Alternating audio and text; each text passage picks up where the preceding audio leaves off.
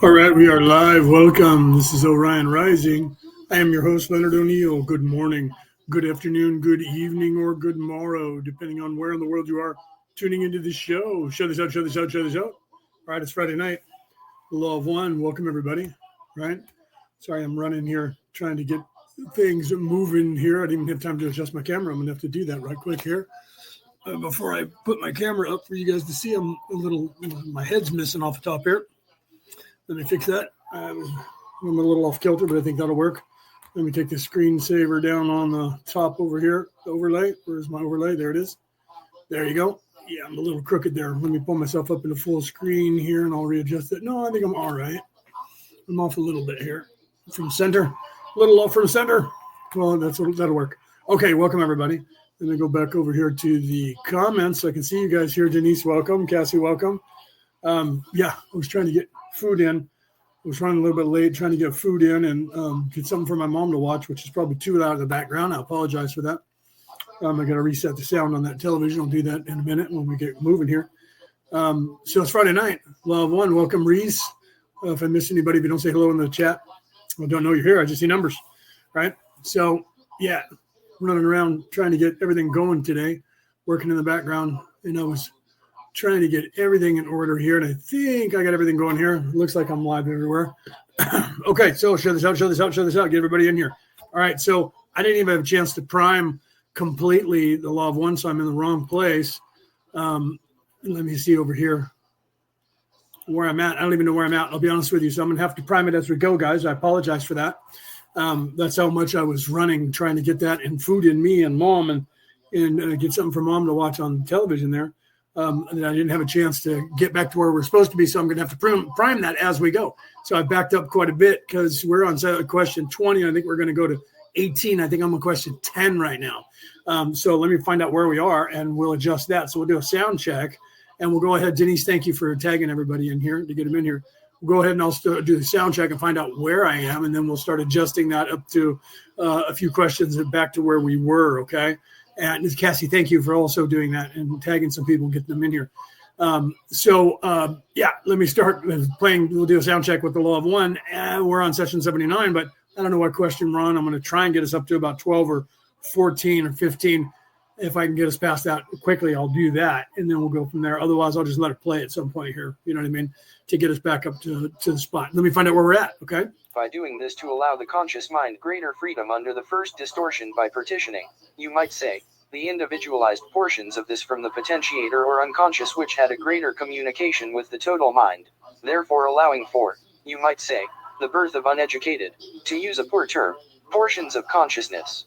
Is this correct? Raw, I am raw. This is roughly correct. 79.25 questioner. See, I'm too far ahead. No, that's all right. Let's back up then. That's better. I thought I was like in question 10. Let's see where we are here. So I apologize for that. Could you expand even more upon the matrix of the mind, the potentiator, and the stated, the matrix, 19th on of the spirit? Is this correct? Raw, I am raw. This is incorrect. 79.19 Questioner. All right, so that's good. So that didn't take me very long to throw it there. I'm going to back up a little bit. Just because we were on 20, I'm going to back up for another question or two here, and we'll go from there. Okay, let's see where we're at here. There were 9.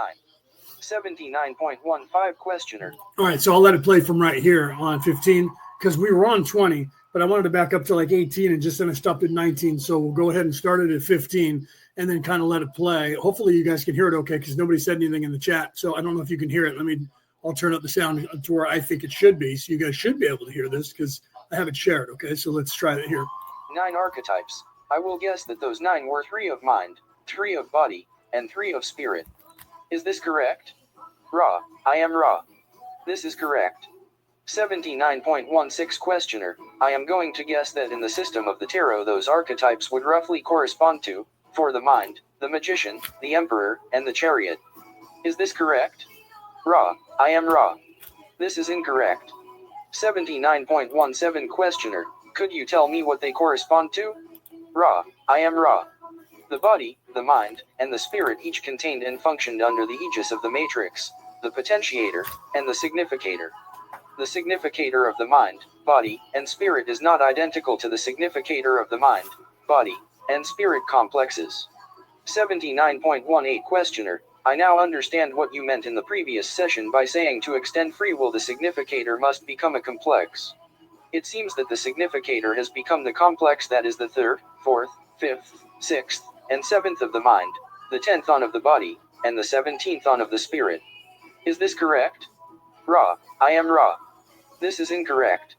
79.19 Questioner. Could you tell me what you mean by the significator must become a complex? Ra. I am Ra. To be complex is to consist of more than one characteristic element or concept.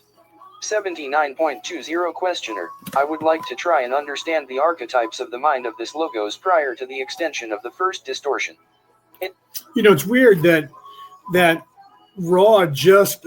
Dawn just asked Ra that question about complex because he's been referring to the hive mind complex or the spirit, the pain body, the body, mind, spirit complex. And then even going further to saying totality prior to that. So he's talking about here the archetype complex, right? So it's weird that maybe he was just getting a clarification. I know he was doing that, but you would think that Dawn would understand the concept of what Ra was meaning by that prior to. But for those of you who just maybe started listening to me and you haven't heard any of it, or maybe you haven't even read the Law of One, a complex would be 2 or more items in unison or congruency of the 2 or more items. So if you're looking at balancing your chakras, plural, all 7 of your chakras, or balancing, a couple of them, then that would become, especially with all your chakras, it would become a totality when you are balancing all of your chakras along with your body. Then it would become a totality complex. If you're also balancing your body with your mind, your body, and your soul or your spirit, then it becomes a totality complex, because now it is complex. It is all of those things as one, not just a totality of one thing. So now you're becoming a totality plus a totality, which makes it a complex.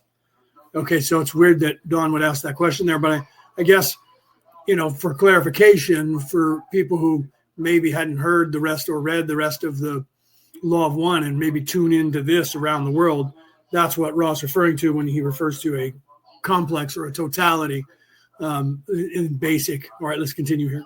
In order to better understand that which we experience now, I believe that this is a logical approach. We have, as you have stated, the matrix, potentiator, and the significator.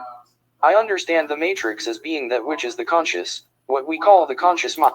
Energy, frequency, vibration. Again, the matrix, energy, place, tangible, place, physical body, energy, frequency, vibration. So it's still the same. So when you're looking at the key to the universe, energy, frequency, vibration, your totality is energy, frequency, vibration. Your chakras, 3, 6, and 9. Chakra, the number 1 chakra, red ray root. It's actually the 3rd chakra. And then your fourth chakra, which is actually your sixth chakra, and then your seventh chakra, which is actually your ninth chakra. Energy, frequency, vibration. Okay. Because vibration is when you are light. Light is not a physical body. It is light. So it is therefore, but energy in and of itself has the potentiation. If you're shining a light from one place to another, it's energy, it's frequency, and it's a vibration.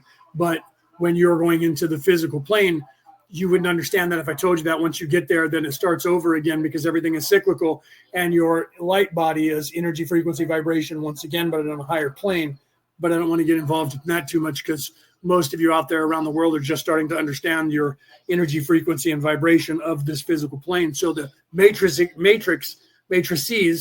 itself as a totality, so it is a complex, it is a totality. So it is energy, frequency, vibration, but in the context of the archetypes for your physical condition or your spiritual condition, or both, become what Ra is talking about in this instance of the matrix being the physical plane, and then going from there to the astral through the heart. So you're moving through energy, frequency, and vibration, those three archetypes. Let's continue here. Mind. But since it is also that from which the mind is made, I am at a loss to fully understand these three terms, especially with respect to the time before there was a division between conscious and unconscious. I think it is important to get a good understanding of these three things. Could you expand even more upon the matrix of the mind, the potentiator, and the significator, how they differ, and what their relationships are, please? So welcome, Peter. See, again, the significators are, again, the same. So watch when Ra is talking, energy, frequency, vibration, see if you can see where those things fit in those archetypes that he's about to talk about, with the clarification that Don's asking for. Ra, I am Ra. The matrix of mind is that from which all comes. It is unmoving, yet is the activator and potentiation of all mind activity. The potentiator of the mind is that great resource which may be seen as the sea into which the consciousness dips ever deeper and more thoroughly in order to create, ideate, and become more self-conscious. The significator of each mind, body, and spirit may be seen as a simple and unified concept. The matrix of the body may be seen to be a reflection in opposites of the mind, that is, unrestricted motion. The potentiator of the body then is that which, being informed, regulates activity. The matrix of the spirit is difficult to characterize, since the nature of spirit is less modal. The energies and movements of the spirit are, by far, the most profound, yet, having more close association with time/space, do not have the characteristics of dynamic motion. Thusly one may see the matrix as the deepest darkness and the potentiator of spirit as the most sudden awakening, illuminating, and generative influence. This is the description of archetypes 1 through 9 before the onset of influence of the co-creator or sub-logo's realization of free will. 79. Okay, see, so again, if you listen to what Ra just said there, you get that expansion that I was just talking about. Once you get to the non-physical plane, to the etheric plane, or the plane where the density where you are energy being, light being, again, it repeats itself. It's a cyclical nature, and that's what he was talking about there at that point. Going up through the chakras, it does the same thing. So, but again, Ra even stated that once you get into that plane of existence, it's hard to understand compared to here, because you're outside of time space. You're not in the place where time is a constant like here. You're in the place where time is now, and all the physics are completely different in that place compared to here. However, it's in the cyclical nature of that. Once you are fully integrated into that, which is in the upper chakras, when you're moving from 6D to 7D into 8D, then that is all non-physical completely, and in the movement that is there is instantaneous. You don't have the time. Time doesn't count, because there is no distance between, because the time is only the distance that it takes the physical body to go from one place to another. When you move completely into your light body, you instantaneously by thought move to another place. So there is no time. Everything is just now. You're just there, and then you're there. No matter how far, or you're here and then you're there. No matter the distance, you automatically become there instantaneously. So there is no time. Time is only the distance it takes for physicality to happen. So when somebody wants to move from where they are to where you are, they make contact with you, and then they know where you are, and then they just move there. They're just there. Bink, there they are. Do you see? So that becomes very strange if down here I'm trying to explain that to you. You can grasp the concept somewhat, but it doesn't do it justice even with this, because it's on a higher plane, and the entire existence is different there. So, but the chakras still apply. It's just on a different, strange physics level compared to here, that are outside the bounds of all that you know here. And so that becomes very. So it's like a quantum weirdness when you get there. But when you're there, it's just something you learn. Just like here, you learn the matrix here when you are born as a child, as a human on this planet. You learn the matrix and how it works, or how it seemingly works. There, it's the same, but it's still interpretive in a way that has always been that way. And that's part of what you're supposed to learn here, is that reality is interpretive. So the quantum of reality is a constant, but the microcosm of reality is the same, but the macrocosm becomes different. And then the macrocosm is the what is the word that I'm looking for, is the totality of the thought processes of the entire species given any ecosystem. So what we think, as above, so below, and this is what he's referring to, as below, so above, in fact. So when we make this reality what it is here, same thing happens there. And when you move up, it continues to happen the same way, because all of this is still the same experiment and same scenario that is happening all the way back up to the creator. So nothing ever changes until you get back to the creator. That's the only time that it changes. So the idea is still the same, that we have total carte blanche to create. And so then each ecosystem becomes different than the other ecosystem. So depending on whether, like, the Milky Way galaxy is primarily basically the same as another galaxy from the distance. But when you get into the galaxy, you're going to find that it could be as far away from the Milky Way galaxy as entirely possible, with the types of life forms and the types of stars and planets and in the ecosystem that rules there. So they're going to have basic design things that'll be the same, the laws that govern all matrices that are galaxies and then solar systems. But it still has room for changes to where something that would work here, say like on Earth, where we have a yellow sun, in third dimensional, it could be a purple sun in another place that's doing the exact job, same job as the yellow chakra here, and not the purple chakra. And so the chakras might appear differently in those ecosystems, but they're going to represent and be in the right places to represent. So, for instance, say they traded, so the purple moves to where the yellow is, and the yellow happens to move exactly there. Then you're going to have that chakra that is the crown chakra being that color, that purple or the violet of the upper chakras, and then you're going to have, you see what I'm saying? So that might change, but however, it doesn't seem like it is that drastic. I was using that as an example.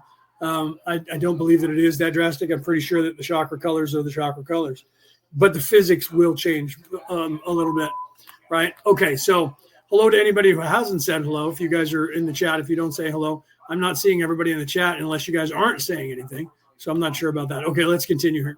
9.21 Questioner. The first change made then for this extension of free will was to make the information or make the communication between the matrix and potentiator of the mind relatively unavailable one to the other during the incarnation. Is this correct? Ra. I am Ra. We would perhaps rather term the condition as relatively more mystery-filled than relatively unavailable. 79.22 Questioner. Well, the idea then was to create some type of veil between matrix and potentiator. Is this correct? Ra. I am Ra. This is correct. Yeah. 79.23 Questioner. This veil then occurs between what we now call the conscious and the unconscious mind. Is this correct? Ra. I am Ra. This is correct. 79.24 Questioner. It was probably the design of the logos by doing this to allow the conscious mind greater freedom under the first distortion by partitioning, you might say, the individualized portions of this from the potentiator or unconscious, which had a greater communication with the total mind. therefore allowing for, you might say, the birth of uneducated, to use a poor term, portions of consciousness. Is this correct? Ra, I am Ra. This is roughly correct.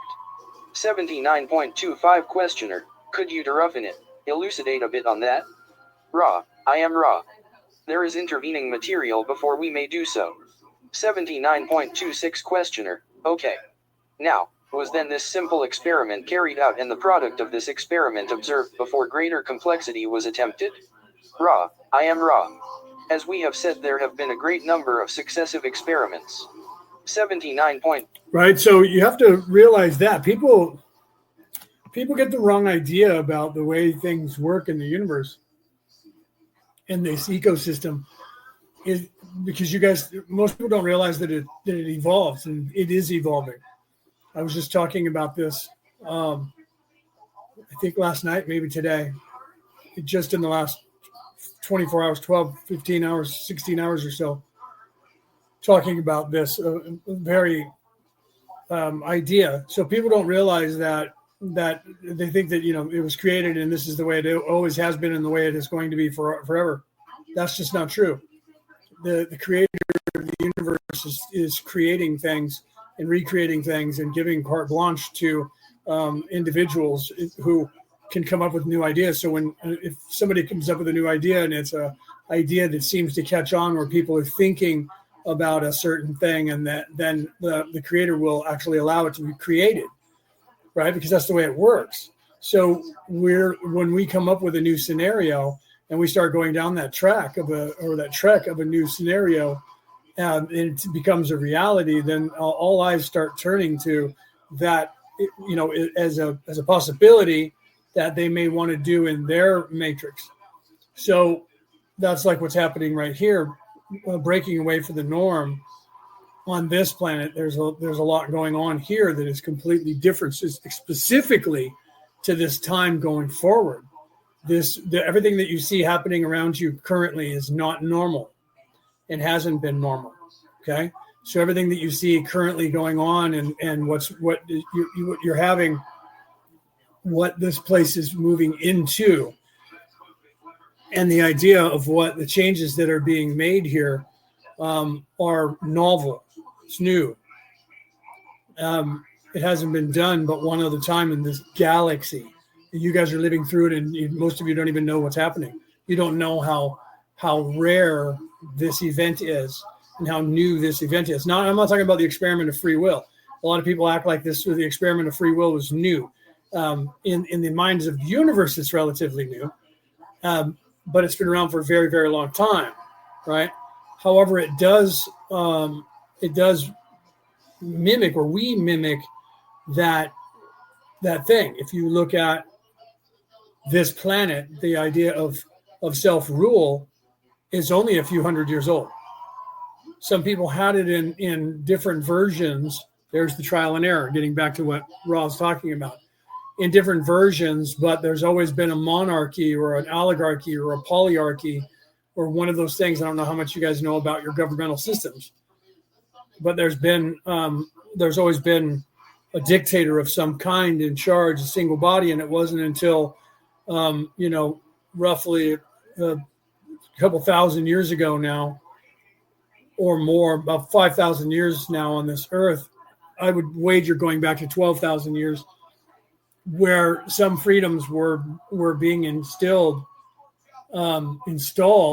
in governmental systems like the Greek and even the Roman system before the Caesars took charge and became dictators in the Roman Empire, when the governmental body with the what did they call that there? The Senate had more power until Julius Caesar seized power during a war and then never gave it back. The same in Greece, but not in all provinces where you had that. And a lot of people are like, oh, Leonidas, they were free. They weren't really as free as you think. The hoplites were free, but the Eloi was not. The Eloi were slaves. And that was almost half of the population, more than half of the population. They were slaves. So they weren't completely free the way people remember it or the way they teach it under Leonidas and the like. However, after that, when they defeated Xerxes and started marching on the rest of the world, when Alexander was the ruler before his death, they were a little more free. And then even more so after that, because the kingdom was split apart by the uncles who that took control of it by those, if they're his uncles, I think they were his uncles when Alexander died. But that was the downfall of the empire from that point on. So there has been since then many different versions, and there still are, of freedom, self-rule on this earth, and they're still evolving, right? So you guys are going to see that evolve again all over the world in the next 30 years. So a lot of people don't realize that. So it is new, as above, so below. So we actually mimic what goes on in the universe, right? So as above, so below, right? Joanne, welcome. Welcome to anybody who's here that hasn't said anything in the chat. If you don't say anything, oh, my brother Jeff Neal just popped in. Hi, that person Jeff Neal is my brother in real life. That's my younger brother in real life. Hi, Jeff. Welcome. I don't even know if he's still here now because that was 6 minutes ago. He may have popped in and then left, but that was my brother. So the idea is still being toyed with, but the originally on this earth, the system, the way it worked for a harvest was traditionally mass death. Okay, so that there's residual echoes of that. So you are still here. Welcome, brother. So there's residual echoes of that in the religions on the world. Christianity talking about that rapture, and the other religions talking about like the Kali Yuga, the time of tribulation, the time of troubles, the Ragnarok in the north with the Viking religion, where they have this destruction. The Egyptians, most of the religions still remember around the world the destructions, the falls of the human race being at those prime meridians in time, 77,000 years ago, 12,000 years ago, and the like. Before that, going back further, 128,000 years ago, there's a 77,000 year cycle, large cycle, the big round in the south, in the Central and South America with the Incans and the Mayans, as opposed to the little round, but the little round also being a 3,000 year reset. So you have the still residuals of the old way of things, where when a harvest came, there would be a mass destruction of areas, and that changed about 12,000 years ago, and things started moving in a different way. And now the things are moving that way currently to a place where a new expansion, and this is what Ra's kind of referring to, but not fully here in this part of the Law of One, saying that through trial and error, that the creator of the universe created this type of scenario, and that's playing out everywhere, in not every single place in every corner of the universe, but in any place that's new or any place that wants to adopt it because it has a potential. And so people have that to draw on when they're creating their matrix, or the logi, the logos, sub-logos, and sub-logos. Reese, welcome. Penny, welcome. Brooke, welcome. Anybody that I didn't say, I apologize. I didn't happen to look up and see that you were here. So literally, there's a new scenario that is now playing out that some people around the world are aware of. Instead of a mass destruction, which they've been trying to prophesize on this earth for a very long time, that World War III and the destruction of the human race was imminent any moment, because all the signs were there of Ragnarok and Kali Yuga and the end times and all of that.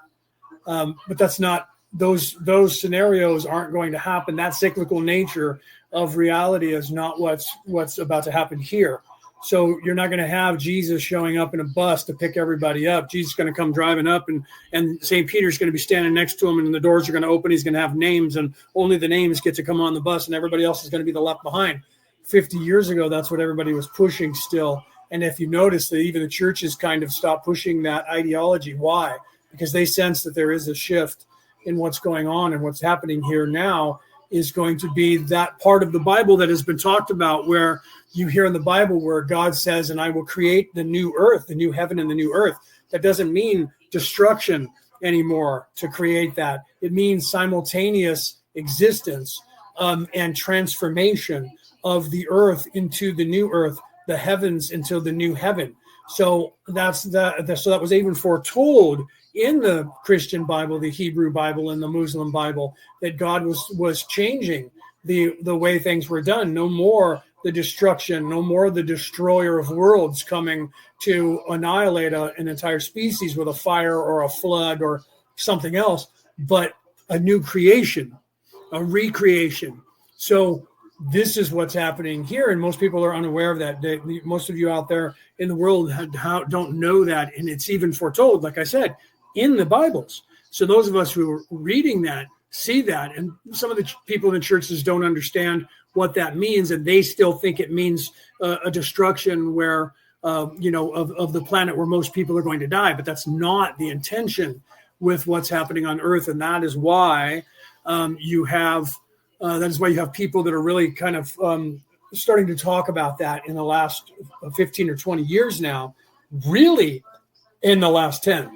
And really, really in the last 5 years, you hear people start talking about that. I mean, Corey Good was talking about it, not understanding it fully himself back 10 years ago, when they were talking about doing the Above Majestic documentary, which came out in 2017 or 2018, depending on which timeline you were in when it first hit. Because I was in a timeline where it came out in 2017. And I think it now says it didn't come out until October of 2018, which that means that the timeline shifted from that memory. There's a Mandela effect there. Okay, so let's continue with what Raw is saying here, right? Brooke said, hello, Soul Family just popped in for a second. Yeah, I think she's at work, so she's just popping in. Hi, she said hi to me. Hi, Leo. Hi, Brooke. Penny, I didn't see you. I think I said hi to Penny. So I apologize if I missed you because you didn't say anything in the chat. So hello to everybody. So let's let Raw continue with talking about that. And so through trial and error, the creator of the universe, and a lot of you don't know that error, oddly enough, we use that word. If you read the Book of Truth, error was a person, was a soul, was a female, as a matter of fact, named Error. You should read the Scroll of Truth. That was one of the scrolls that was found, the Book of Truth, one of the scrolls that was found during at the Dead Sea, when we found the Dead Sea Scrolls. I can't say we because I wasn't one of the people who found it, but what was found, we as in the human race found in the Dead Sea area when we found the scrolls, and that's one of the many. So if you listen to or read the Book of Truth, you'll see that in there it talks about the creation of the human condition being done by Error, and Error was a she.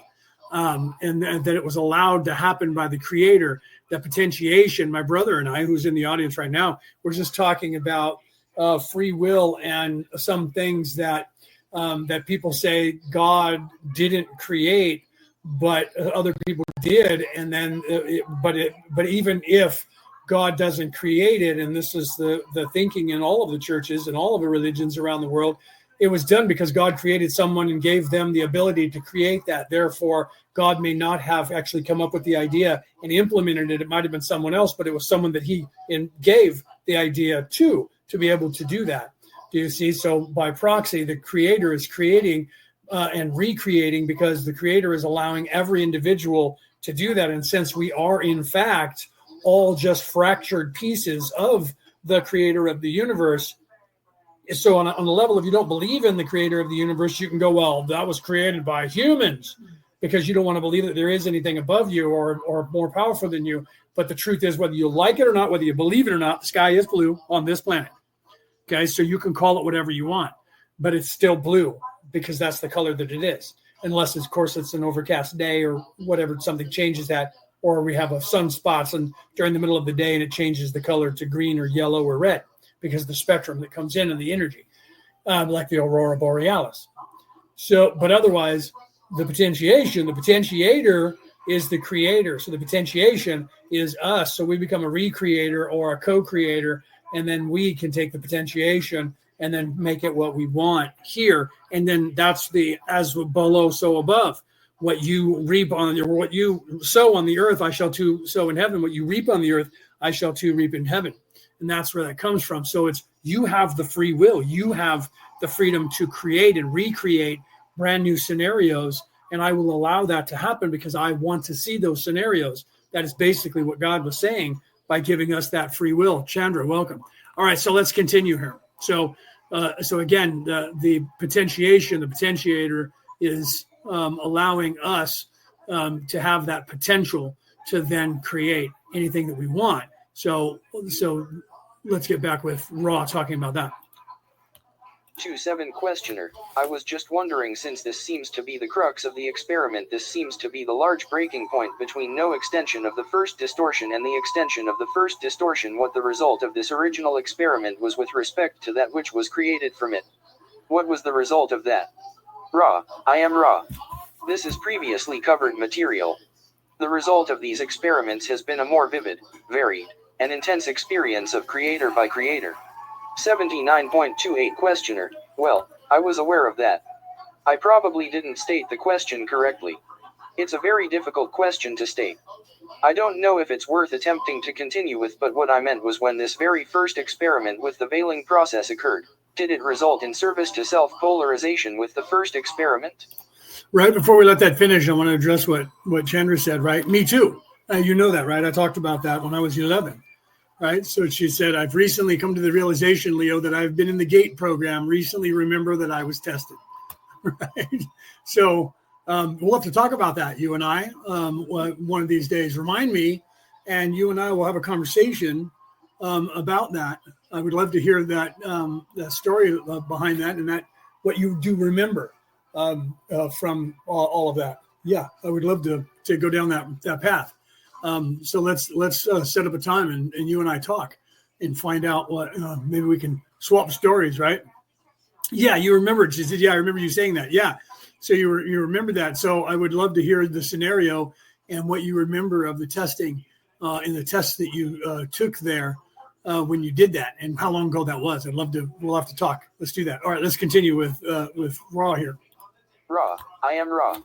The early, if we may use this term, logoi produced service to self and service to others mind/body/spirit complexes immediately. The hard stability of these entities was not so immediate, and thus refinements of the archetypes began apace. 79.29 questioner. Now we are getting to what I was trying to determine. Then at this point, were there still only 9 archetypes and the veil had just been drawn between the matrix and potentiator? Ra, I am Ra. There were 9 archetypes and many shadows. 79.30 questioner. By shadows, do you mean what I might refer to as the birthing of small archetypical biases? Ra, I am Ra. Rather, we would describe these shadows as the inchoate thoughts of helpful structures not yet fully conceived. 79.31 questioner. Then at this point, would the choice exist at this point? The creation of the first service to self-polarity. Is there a choice at that point, or is it a non-choice? Ra, I am Ra. Right. So again, reinstilling the idea. Now we're going back to when things shifted with the free will, and things shifting to where people were given the choice of being evil. Okay. So this is what he's asking about. So when that happened, were people forced to, is basically what what he's saying here. Were they forced to do it or not? And it was still free will. But let's listen to Ra's explanation. Implicit in the veiling or separation of 2 archetypes is the concept of choice. The refinements to this concept took many experiences. 79.32 questioner. See, so it didn't just happen overnight. Do you understand that? So everything that comes into being, when people do that, they play with it. So literally, when I say they, it's we, unless it's they in a different place in time where those of us around the earth may or may not have been involved in it. So when the first scenario of the veiling happened, in the first scenario of those archetypes of in service to self and in service to others, before that you just were in service. Mostly everybody was in service to others, and there was no in service to self, but there was still, disdain or non-service but not in service to self. And so it wasn't good and evil, and the veiling wasn't there. So once they started playing with that, then it was refining that until the scenario seemed to work best, which ecosystem seemed to work, and then that was implemented. Okay, so we're toying with one of those ideas now here. Before it was the rapture, before it was that was sort of the, if you look at it, that was sort of the same, because originally it was destruction. Okay, so when they created the scenario, it was mass death.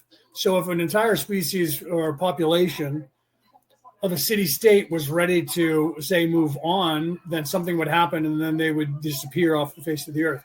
Usually it was a destruction, and then things had changed. On this planet alone, we have different scenarios that have played out that people are unaware of, that they're just starting to become aware of. In South America, there was a group of people down there, 2 million people, that disappeared off the face of the earth with no destruction. They all just disappeared. So that was more in line with the rapture. There was nobody left behind, okay? There was no one left behind. So we now know that those people in Central and South America that disappeared off this earth 12,000 years ago, they were teaching what we're starting to teach worldwide now. This is an illusion, and that you're supposed to be learning spirituality and ascending, either making a choice to be in service to others, evil, and a choice of being in service to self, good, and then teaching that as a whole to the population. So it wasn't like they people were just learning a bunch of different religions. They were teaching that to their children and teaching them that this is the way that is going on. So now we're still fractured to a great deal, where you have thousands of different spiritual practices here, but what's happening is people are incorporating them. They're getting smaller and smaller as people are getting rid of semantical ideology that humans put in, and they're pulling together all of these things. So what was once fractured, when God created that, it fractured everybody, gave them language, had them speaking in tongue, and had the religions fractured. Those are now starting to coalesce and come back together, and people are starting to pull in the ideologies that are the different way, and different ways of the way, pulling those together and realizing this totality and getting rid of all the semantical crap that was added by humans. That like Moses gave, or God gave Moses 10 commandments, and now the Jews took those 10 laws and turned them into over 6,000. And then when Jesus got here, he was like, "That's wrong. I don't know what you guys are doing, but it's wrong."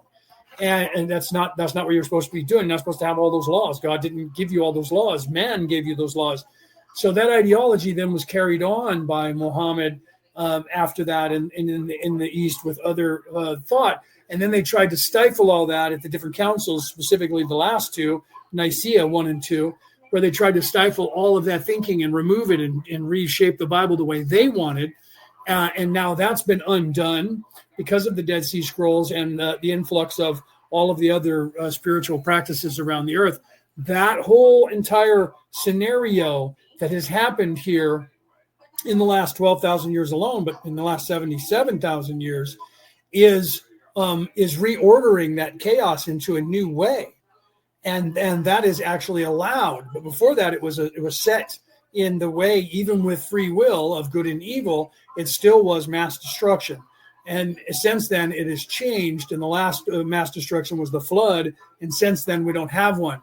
And so now we're trying to create a scenario here to where it's not going to be that way. Where you don't have to have all that happen. And the entire species is now being allowed to upgrade at the same time, so that the people who aren't ready, they'll just naturally live their life out. And when they die from whatever natural event that happens to them, they'll recycle to another location, a different planet in a different solar system that is still 3D if they're not ready to go to 4D. And everybody else is just going to shift, the entire plane is going to shift into 4D.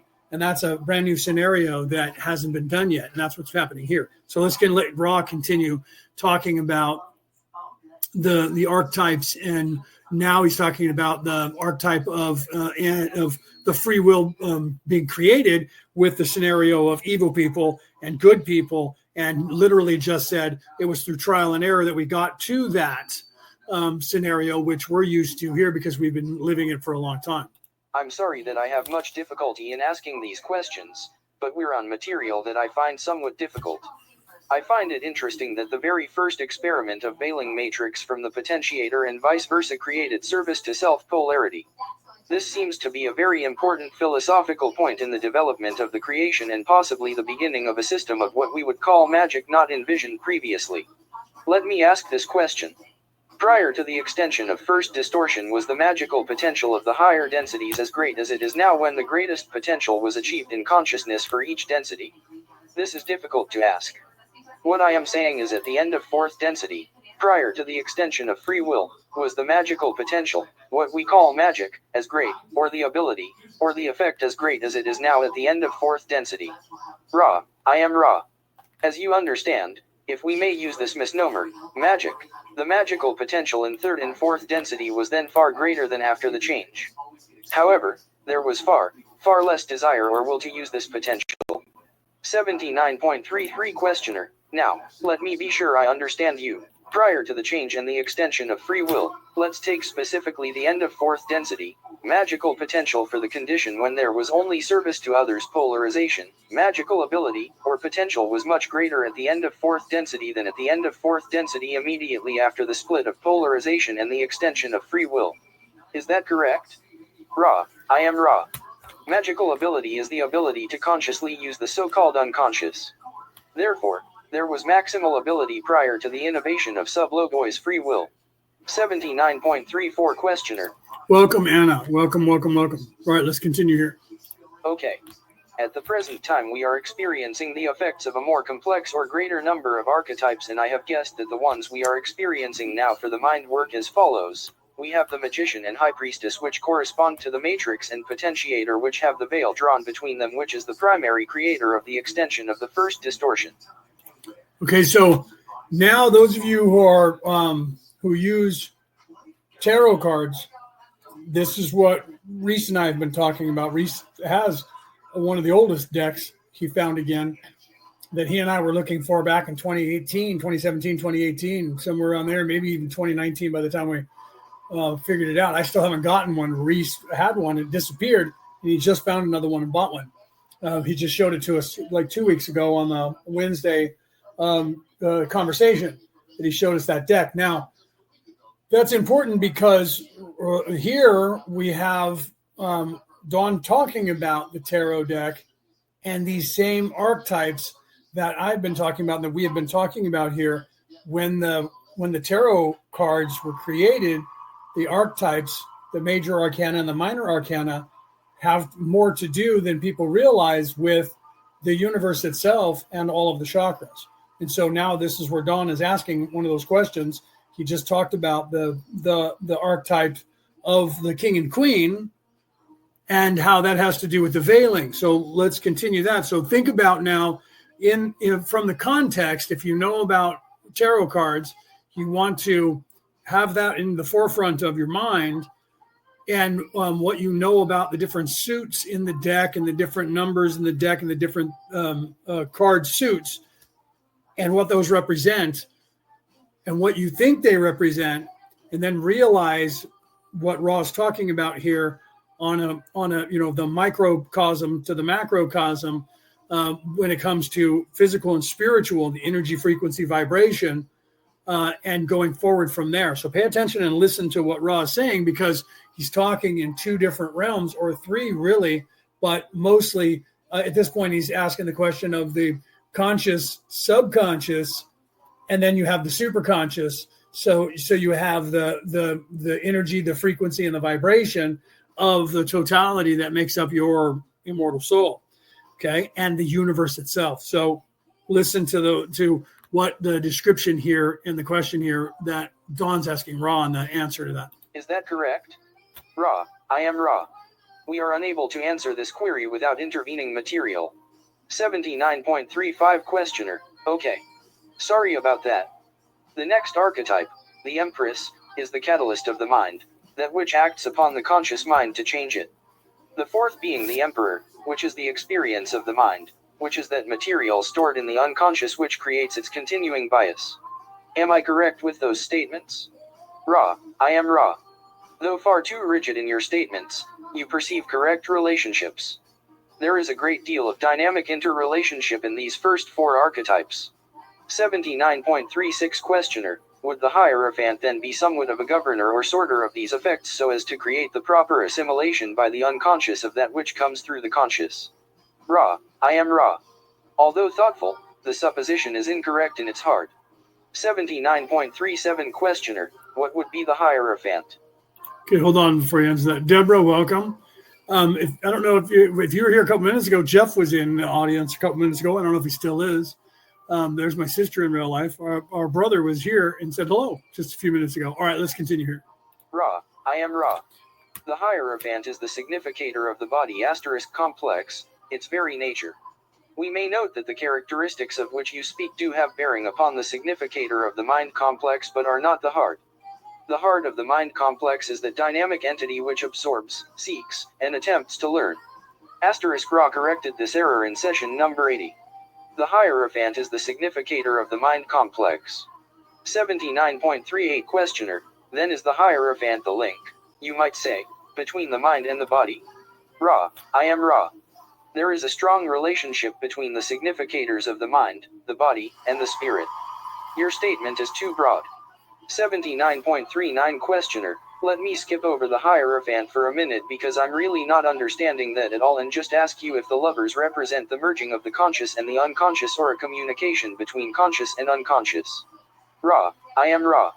Again, without being at all unperceptive, you miss the heart of this particular archetype which may be more properly called the transformation of the mind. 79.40 Questioner. Right, so he's, let's see if he gets into that.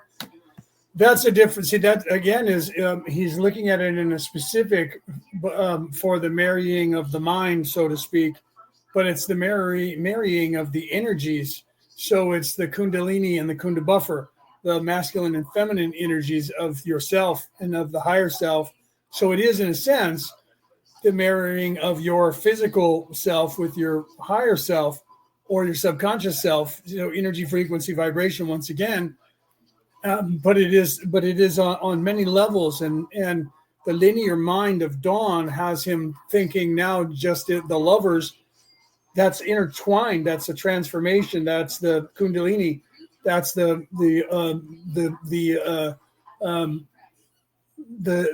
knotwork of the Vikings and the Celts. Their concept of that, the yin and yang, the Vesica Pisces of the Asians, the yin and yang, where you have the light and dark, the masculine and feminine energies, and the overlapping of those two in that Vesica Pisces, which is the heart chakra. So that applies on all planes of existence. So that applies in the physical. It applies between man and woman, the lovers. It applies between your conscious self, your superconscious self, or your subconscious self, and your superconscious self. That's energy, frequency, vibration, physicality, the thought, heart, creative ability, and then the higher plane of existence, of energy, frequency, vibration, once again, the light wave, the soul body.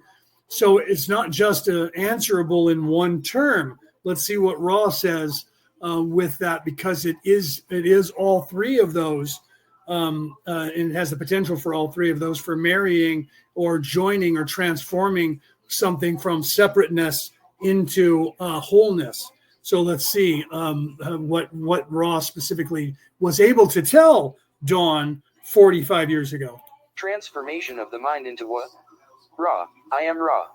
As you observe archetype 6, you may see the student of the mysteries being transformed by the need to choose betwixt the light and the dark in mind. 79.41 Questioner. Would the conqueror or chariot then represent the culmination of the action of the first 6 archetypes into a conquering of the mental processes, even possibly removing the veil? Ra, I am Ra. This is most perceptive.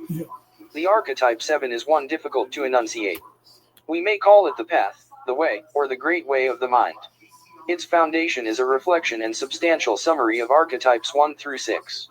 See, again, we're talking about the chakras, right?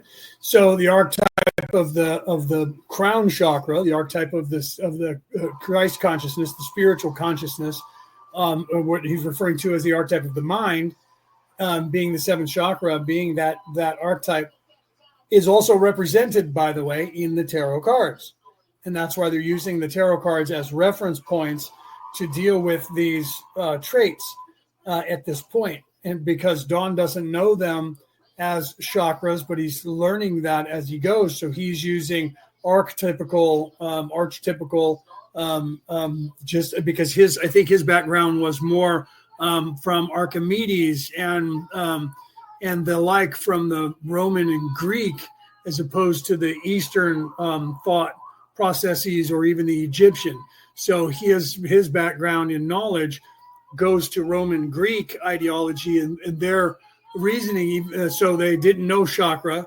The best that Don would know would be the Greek spindle wheel for those energy points. So the archetype would be more conducive with his mind being a nuclear physicist and a physicist in general, with a minor in astrology. He would be more prone to that kind of reference in asking questions to Ra, whereas I have a more philosophical background, even though I wanted to be a physicist. I was in college for that, but I have more of a religious background that is more rounded and more expansive than Dawn's, because he was more of a Christian, I think, in his religion. Shelley, welcome. All right, so let's continue with so he's talking about the seventh archetype, the seventh chakra, the crown chakra.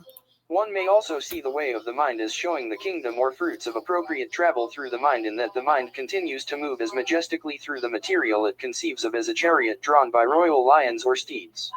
At this time we would suggest one more full query, for this instrument is experiencing some distortions towards pain. 79.42 Questioner: then I will just ask for the one of the archetypes which I am least understanding at this point, if I can use that word at all.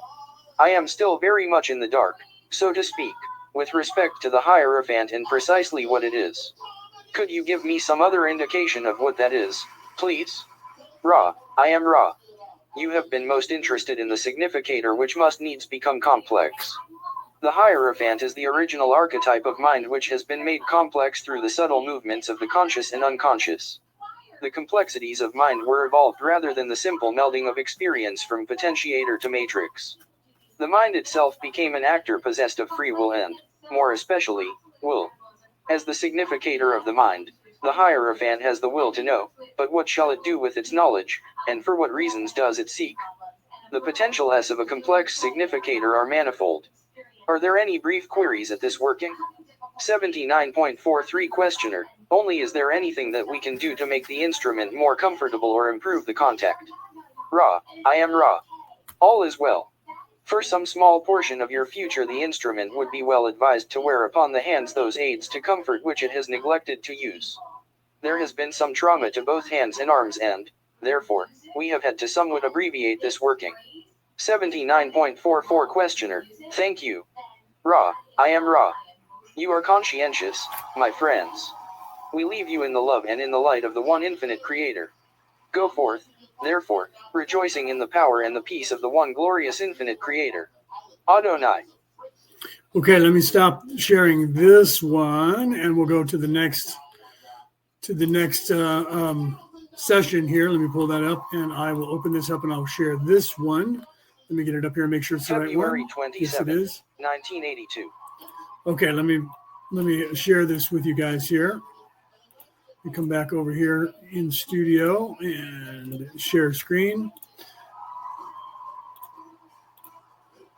And then let me pull myself back up into full screen, and then we'll go ahead and do a sound check, and I'll go ahead on to the next session. So we're on session 80 now, I believe. So let's go ahead, and I'll go ahead and start this, and we'll get right into this.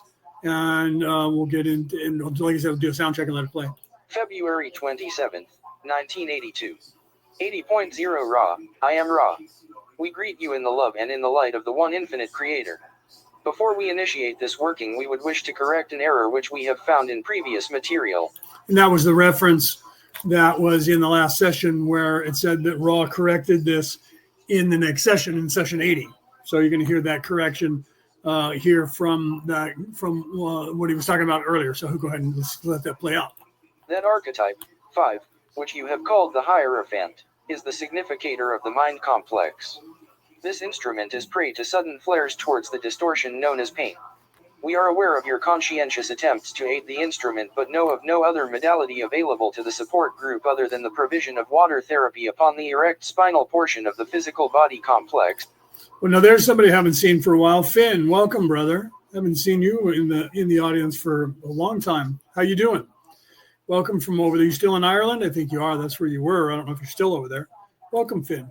So there's Finn Kavanaugh, hasn't been in here for a minute, right? Joanne, you said you could hear it. Thank you for letting me know that we could hear it okay. All right, let's continue, right? Which we have previously mentioned. This instrument's distortions of body do not ever rule out, shall we say, such flares during these periods of increased distortion of the body complex. Our contact may become momentarily garbled. Therefore, we request that any information which seems garbled be questioned, as we wish this contact to remain as undistorted as the limitations of language, mentality, and sensibility allow. We communicate now. 80.1 Questioner, thank you. Could you please give me the condition of the instrument? Ra, I am Ra. This instrument is experiencing mild fluctuations of the physical energy complex which are causing sudden changes from physical energy deficit to some slight physical energy. This is due to many, what you may call, prayers and affirmations offered to and by the instrument, offset by continual greetings whenever it is feasible by the fifth density entity of whom you are aware. In other respects, the instrument is in the previously stated condition. 80.2 Questioner, I had to leave the room for a forgotten item after we performed the banishing ritual. Did this have a deleterious effect on the ritual or the working? So that entity in the fifth density that he was talking about is the assassin, who is periodically trying to murder Carla to stop this sort of thing from happening, right? So, yeah, so that's crazy. So that's what they're talking about. And then Dawn had to leave the room and go get something. Now they're probably going to have him rewalk stuff, what's going on. So Finn said, I've been in and out of the hospital over the year, still in Ireland. That's why I thought you were still over there. I hope you're doing well, my friend. I am doing well. I hope you're doing well. You've been in and out of the hospital in the last year, so I hope you're doing well. I hope you're stop that. You're not authorized to be in and out of the hospital, brother. Right? So, yeah, I figured you were still in Ireland. So I'm glad that you're still in Ireland. I'm glad well, maybe not. I mean, the politics over there is just as crazy as some of the other places, right? So you're probably having it kind of tough. And what Peter's telling me, that the politics over there is still a little annoying. You guys got to vote those people out of office and get some people in office that are going to take care of your people a little bit better, right? We all had to do that. We were in the same boat until we just elected Trump, and we'll see if things are going to work out for us with Trump in office, or we'll throw him out and bring in somebody else. All right, let's continue. So the entity in the fifth density is an assassin that was trying to kill Carla, but now we're going to move on to the question of, Dawn said, I had to leave the room because I forgot something and came back. Is that going to be, deleterious to, or, detrimental to, or a problem because I did that? Well, yes, if I were teaching him and he was casting a bubble to work in, unless you know where the door is and you have carved a door for yourself, if you move through that bubble, if you're not powerful enough to knock the bubble down, you're going to have to recreate it. But let's see what Ra says with the energy that's up, because Ra will, I'm sure, test and see if that is still there and determine whether or not they need to rewalk it. Ra, I am Ra. Were it the only working, the lapse would have been critical. There is enough residual energy of a protective nature in this place of working that this lapse, though quite unrecommended, does not represent a threat to the protection which the ritual of which you spoke offers. 80 point. Right, so literally Ra tested, and because of they're in a room that they constantly walk and they constantly clear, and they have that workspace set up with an overall protection, and then every time they do that, which is daily, they're cleaning the rooms and they're literally going around and clearing everything out, probably using sage and things like that, and then doing a ritual to get everything in order, that there's residual enough to, but normally, like Ross said, normally that would be bad, right? But in this sense, because it is dedicated, that room is dedicated to the ritual of a communication with Ra, that it's okay, that they didn't knock down too much of it, right? So Finn said the corruption in Ireland is per usual. Yeah, normal governmental crap, right? Just happy that I'm healthy and back on my feet, right? Yeah. Happy to see you still on here. Yeah, I am. I'm still teaching, brother. I'm going through the law of one for the second time. And we are going to start evolving away from that once I finish the law of one this time. But I am going to still be on air, and I'm still going to be teaching spirituality, but I won't be using the law of one to do so as I'm doing it in this particular guise of doing this. So once we finish, we're on session 80 now. Once we get through 106, well, then there'll be a different method of delivery. I may just continue channeling and talking about things and coming up with topics to do so instead of using the law of one to come up with topics. But we'll see how it goes, depending on what's going on. But I'm glad that you're on your feet. I'm glad that you're up and ready. And yeah, corruption is corruption, right? No matter what country you're in, you guys just got to figure out what you can put up with, right? What you can deal with. All right, let's continue. 3 questioner. Has our 5th density visitor been less able to affect the instrument during our more recent workings? Ra, I am Ra. We shall answer in 2 parts. Firstly, during the workings themselves the entity has been baited to a great extent. Secondly, in the general experiential circumstance of your space/time experience, this 5th density entity is able to greet this entity with the same effectiveness upon the physical body complex as always since the inception of its contact with your group. This is due to the several physical complex distortions of the instrument. However, the instrument has become more mentally and spiritually able to greet this entity with love, thereby reducing the element of fear, which is an element the entity counts as a great weapon in the attempt to cause cessation, in any degree, of the RA contact. 80.4 questioner. What is the reason for the fact that the entity... Right, so you need to understand that, and then we'll go on into 80.4. This is what we try to teach everybody. Immediately, you need to realize that fear is their biggest weapon.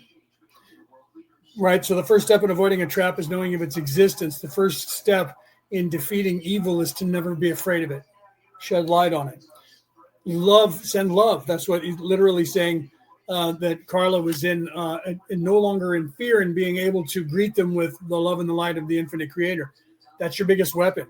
Everyone thinks they have to fight against evil, and that means that you're getting into a physical conflict. That's their wheelhouse. That's what they want, physicality. They want a physical confrontation. Mahatma Gandhi taught an entire nation that, and the nation of India defeated the English Empire by non-compliance, without firing a shot. The English packed up and went home because the Indians continued to refuse to do anything. And when they beat them, that empowered more people to do nothing instead of trying to overthrow them, because they wanted a conflict where they could start murdering everyone. And it didn't happen, and they couldn't justify it. And they knew that if they just started murdering people, everyone would turn against them. And so they literally couldn't quell it, because you can't fight an idea with an idea if your idea is the bad idea. Do you see? And then you have to convince people that, wait, no, we're actually having the good idea and we're your friends. That's not going to work when they realize you're the enemy. Okay.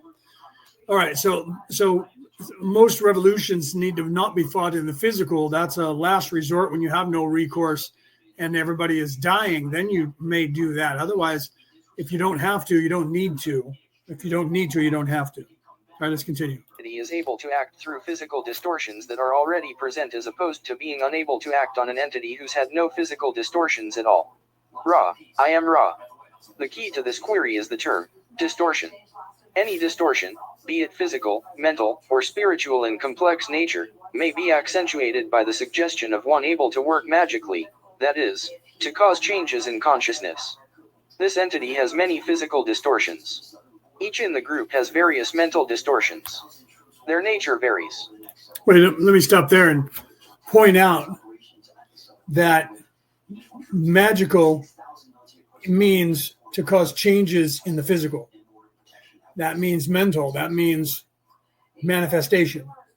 Right? So people are always afraid of magic. Magic is your thought processes with your intention changing events or something in the physical. So it's not as crazy as they want you to believe. They want you to believe that magic has something to do with the devil, demons.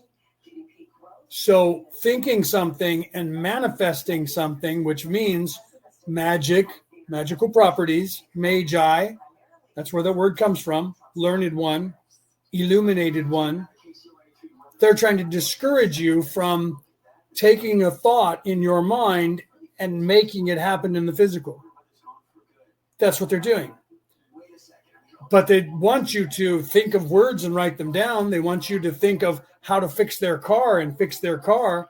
So they want you to do it on every level that serves them, but not on any level that serves the all or serves the one, unless it's them. So they pick and choose what they want you to think about and manifest and do in the physical and make changes in the physical. If you're picking up their garbage as a garbage man, they want you to continue thinking about picking up garbage and manifesting that and picking garbage up and taking it away.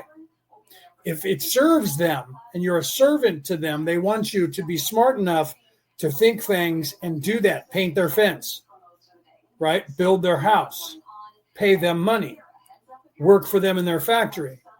But if it has something to do with your waking up or your knowledge, all of a sudden it's from the devil and it's demons. Okay, let's continue. The less balanced the distortion by self-knowledge, the more adeptly the entity may accentuate such a distortion in order to mitigate against the smooth functioning and harmony of the group.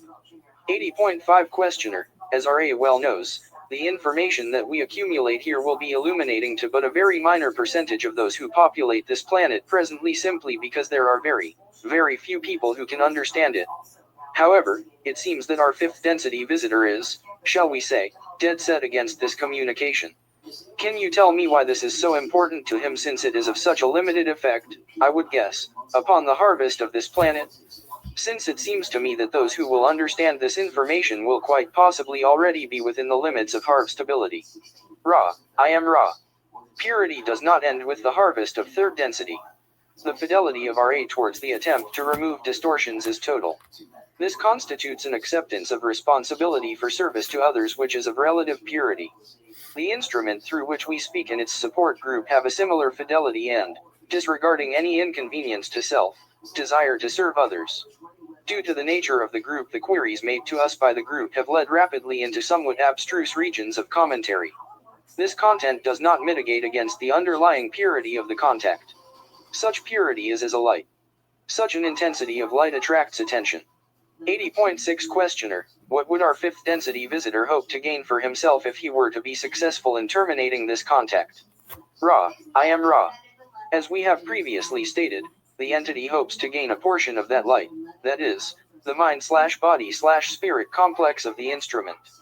Barring this, the entity intends to put out the light. 80.7 Questioner. Okay, so they gain power from individuals that they brutalize or murder or torture.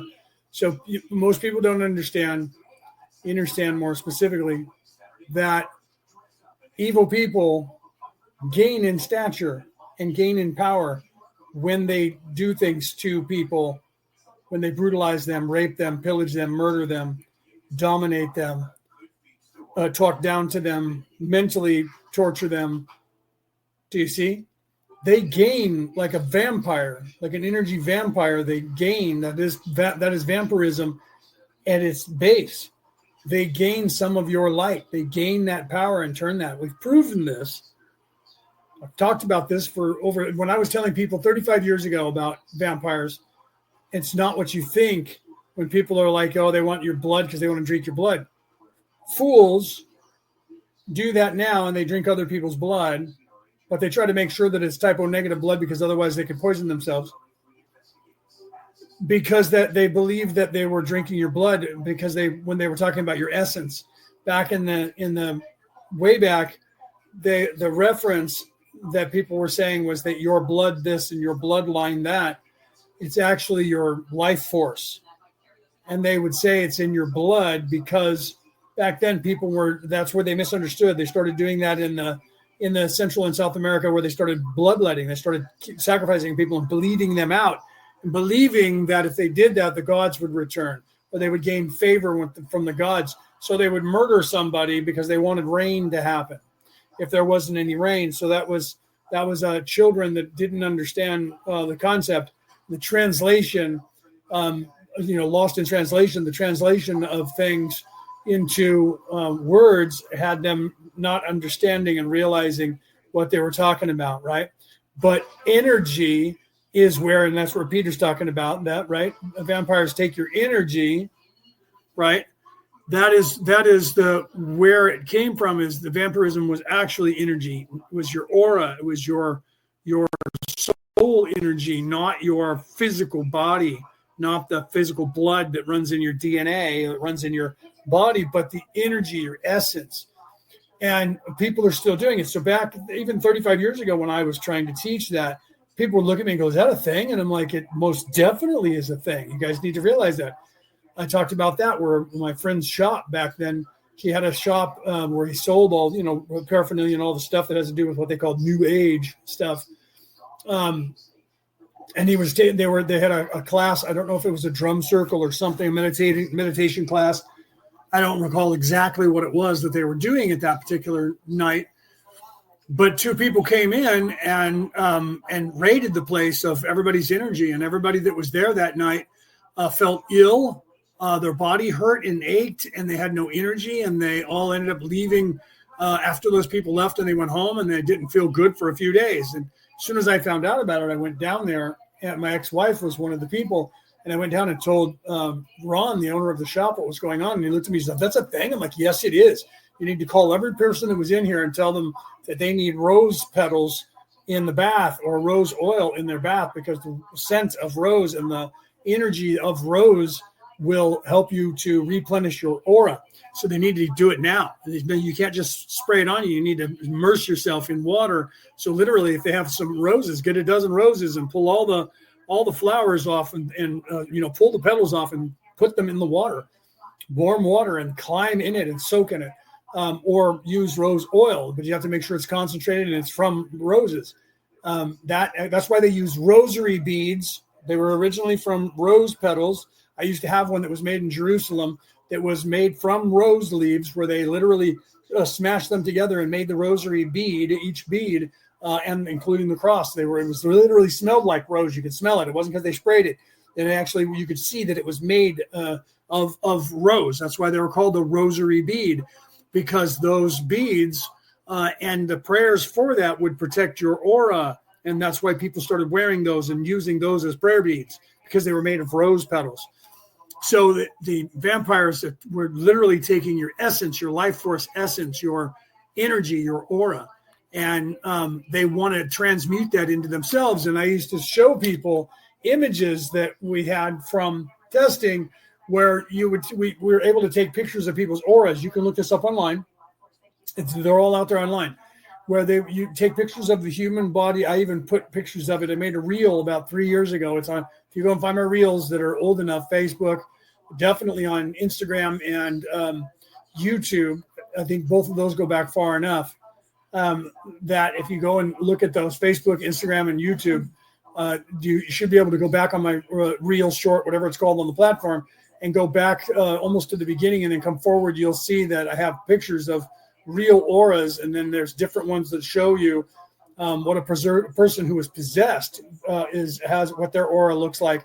And we show that an aura, say if it's blue, we show a picture of that, and then we show a picture of that aura when an energy vampire took their aura from them, and the aura goes from being large from off of the body to almost non-existent, and it's almost completely gone. And then the aura of the person who took their aura, now they've integrated that energy into their aura, and their aura gets bigger and is red because they're in self-serving and they're evil, and they're pulling the aura from you. It's a real thing that science has proven is actually real with empirical evidence, even though we knew about it before we had empirical evidence. But once we had the technology 35 years ago to empirically prove that, they still keep it away from society because they don't want you to know about it, because most evil people do that to you.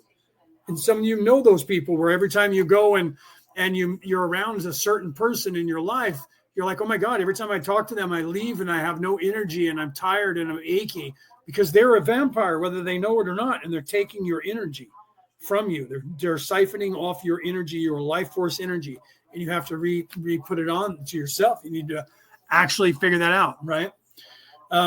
So Penny said in Florida, water is the same type of thing. I'm not sure what you're talking about there. Did I miss that, or was it something that Peter was talking about? And then Paulie said Hands of Light by Barbara Ann Brennan. So is that, Paulie, is that a book that talks about it? Probably, right? I don't know. So, yeah, Paulie, let me know if that's what that is. So maybe it is, right? Because people have written books about that since. So we used to teach this to people years and years and years ago when it wasn't, people didn't understand it as much as they do today. People like me and myself were trying to give this information to as many people as we could so that they could learn from it and then figure it out. And people started writing books about it. I never wrote a book about it. I probably should. I'd probably be rich if I would have wrote down everything that I know. Yes. Okay. So Paulie said, yeah, it's a brilliant book. So there you go, guys. Here's a book. Let me put it up. Paulie, what Paulie said, and I'll read it to you again. Hands of Light by Barbara Ann Brennan, Brennan. Hands of Light by Barbara Brennan, if you're listening on the MP3 broadcast, is a book about energy vampires. So you guys should take a look at that. So Kelsey said, so what can people do? There's a good question. What can people do if they've had an energy vampire? If they had an energy vampire, how do they build back their, I guess you're talking about aura. Specifically, the best way is scent therapy. So like I said, rose petals. You can also use sage on yourself, first of all, to really clear yourself out. But essential oils that are so this is where you in history hear of in the Hebrews with frankincense and myrrh, those two smells specifically. Patchouli, this is why you see a lot of people that are Middle Eastern with that smell that you guys don't like. That wards off evil, but it also helps your aura.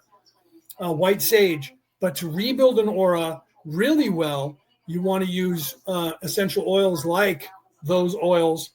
Burn those incense in the room that you're in, but put rose petals in the bathtub in hot water, no soap, just fill it up so that you're going to sit in it, and then maybe burn candles that even have rose scent, or put some scent in the candle, because you can do that when you're making the candle. You can add it to the wax and make your own candle with the scent of rose in it. So, and then you can also find out what other essential oils, because there are other essential oils that will help you do that. But rose is the best traditionally, that will protect, that'll build back your aura, that'll make all of that go away. And if you soak in it, even immerse your head, get yourself to where you're floating in the water, even submerge, but float in the water for a while in that bathtub in rose oil or rose petals. So go and get a dozen roses and pull off all those petals and put them in that water and get in there in that water and sit in it. That will actually take away the aches, the pains, and your aura will start to replenish from the life force of that rose, will interact with your actual soul, your actual aura, and it'll actually replenish that. But yeah, it does happen. It does happen. And I don't know if Barbara talks about it in the book, Paulie. Maybe Paulie knows if Barbara talks about that in the book, but I know that that's what we've been teaching for years. So if you can't get roses, you could always get essential oil and put it in there or something like that. Lavender is good too, but rose will bring it back faster. But you can use rose and lavender in there, right? Right. So the uric field, 7 other layers. The 7th of the connected to the all. It's 20 years old now. So, okay. So they're talking about, so Barbara's talking about a lot of other etheric stuff and auric field. So and so I would suggest it. I haven't read it, but I trust that from what Paulie's saying right there, that must be a good book. You might want to take a look at it, guys. I've never read the book, but just from what Paulie's saying, everything that I'm talking about is covered in that book, and probably a lot more that I haven't covered here, right? Right. Yeah. Tears in the auric field this is what happens from alcohol use and different kinds of drugs as well. Right. So your auric field, can cause problems. You can also stifle yourself when your chakras are out of alignment from doing drugs and alcohol and eating crap food. they've designed that in the foods that we eat, where they're putting in low vibrational things that do damage to us, like fluoride in the water and fluoride in toothpaste, where you're putting it in your mouth and it's crystallizing in a bad way, calcifying your third eye, your pituitary gland, and your optic thalamus. So there, and in some of the foods that you're eating is lowering your vibration and doing the same thing. They're aware of it. Evil people are aware of it. They're aware of how your aura functions and how your soul functions with your aura and your ascension. If you're in service to others, they're aware of it and they know how to lower it. That should tell you something. It is a thing. You should look that up, right? And Joanne said, yes, I've met energy vampires. She met an energy vampire. She used to purposely do that to healers. We found putting our arm over our solar plexus would block her. I found calling in charge archangels. Michael helped her also. Yes, calling in your guides and archangels, especially Michael. Michael is one of the best soldier archangels there are, that have to do with vampires and demons. He works with gargoyles to defend the churches. He's the general in charge of that army, by the way. And so to help you with that. So yeah, literally look into those things. See, Joanne knows it's a thing, right? She's like, yeah, we found. So you can also give them icky energy while protecting your aura, and give them a bad taste in their mouth where they won't want to take your aura anymore. We used to train people to do that. I'm not going to get into the details of that on air, but you can do that so that they can't do it. But however, like Joanne was saying, put your hands on your solar plexus, on that chakra, and that stifles them, because that's where nature is, and that's where their end point to your aura is, through that sacral plexus, sacral chakra, because that's where the brain of your body is, that is in tune with nature, is in that place. So Joanne and them found that defense, apparently, that you literally, if you think somebody is an energy vampire, that's why people sit with their hands crossed, by the way.